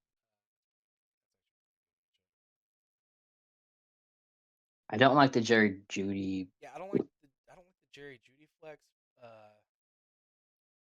guess I yeah I would definitely probably personally probably put T Higgins back in my lineup. I know it didn't feel good week one. I don't think he did anything. Did No, I didn't. he? No, he was hurt. That's right, he was out. I would probably still start T Higgins if he plays personally over Judy. I don't, where do you feel? Where do you sit? I I think if T Higgins is in the game, you can't sit him. Yeah, and it's a Even though hamstring like injury, so you really worry about re-injury and all that. So I understand it, but so if Jerry Judy is if it's between Jerry Judy and T Higgins, and if at the end of the day T Higgins doesn't play and Jerry Judy scores 7, I'm not gonna be mad that I took the chance on T Higgins. yeah, I just feel like the boom potential getting it in your lineup, especially in a game against the Chiefs, they're gonna have to score to keep up. We know this. Like traditionally, anytime it seems like those two teams play each other, it's a high scoring affair. I just don't think the Bengals. I know a lot of people are really worried about the Bengals after week one, but I feel like you start your studs there, and I would start T Higgins personally if he plays. Yeah, But I understand like the it being a hamstring injury. I feel like that's probably why he doesn't have like. In this is assuming that he's even looked like he's going to play, but I would understand like the leeriness of starting him because if he pulls up on his hamstring, then he's out for the rest of the game. yeah. So, but that's I don't know if I made a pick in this matchup, but I would lean I'm leaning Manning too, just because the just CMC changes everything. Yeah, it really does change the dynamic of the entire matchup. I think once Lance gets CMC back and once Puka comes back off IR, he's going to be Lance is going to be fine. It's just a matter of he's got to weather the storm until then, which I think is Yep, it's going to be a challenge for him. But I think if he gets to that point, he's going to be fine. I agree. So that's the last matchup for the week. We'll go ahead and wrap it up. Unless Yeah, you we'll have wrap it up. you got anything else you wanna add or any thoughts you've got or anything? No, I think we're good. I think it's pretty lengthy, so I Yeah. think it's a good So spot obviously to this ran wrap a it up. little longer than what a normal episode would be, since we had like all the normal fab and like I don't know recap stuff for week one, also the draft recap. We took a while on, so this will probably be a lot longer than normal episodes, but regardless, I appreciate you coming on, man, and yeah, let's do this again sometime. No, it was fun. Hopefully, we get some other people in the rotation, kind of get different points of views. Yeah, for sure, man, for sure. You know. But yeah, it's fun talking. I could stay up all night talking about Yeah, this. I could too, and it definitely helped me pass the time staying up tonight, so that was definitely appreciated. There you go. I'm gonna go All ahead right, and man.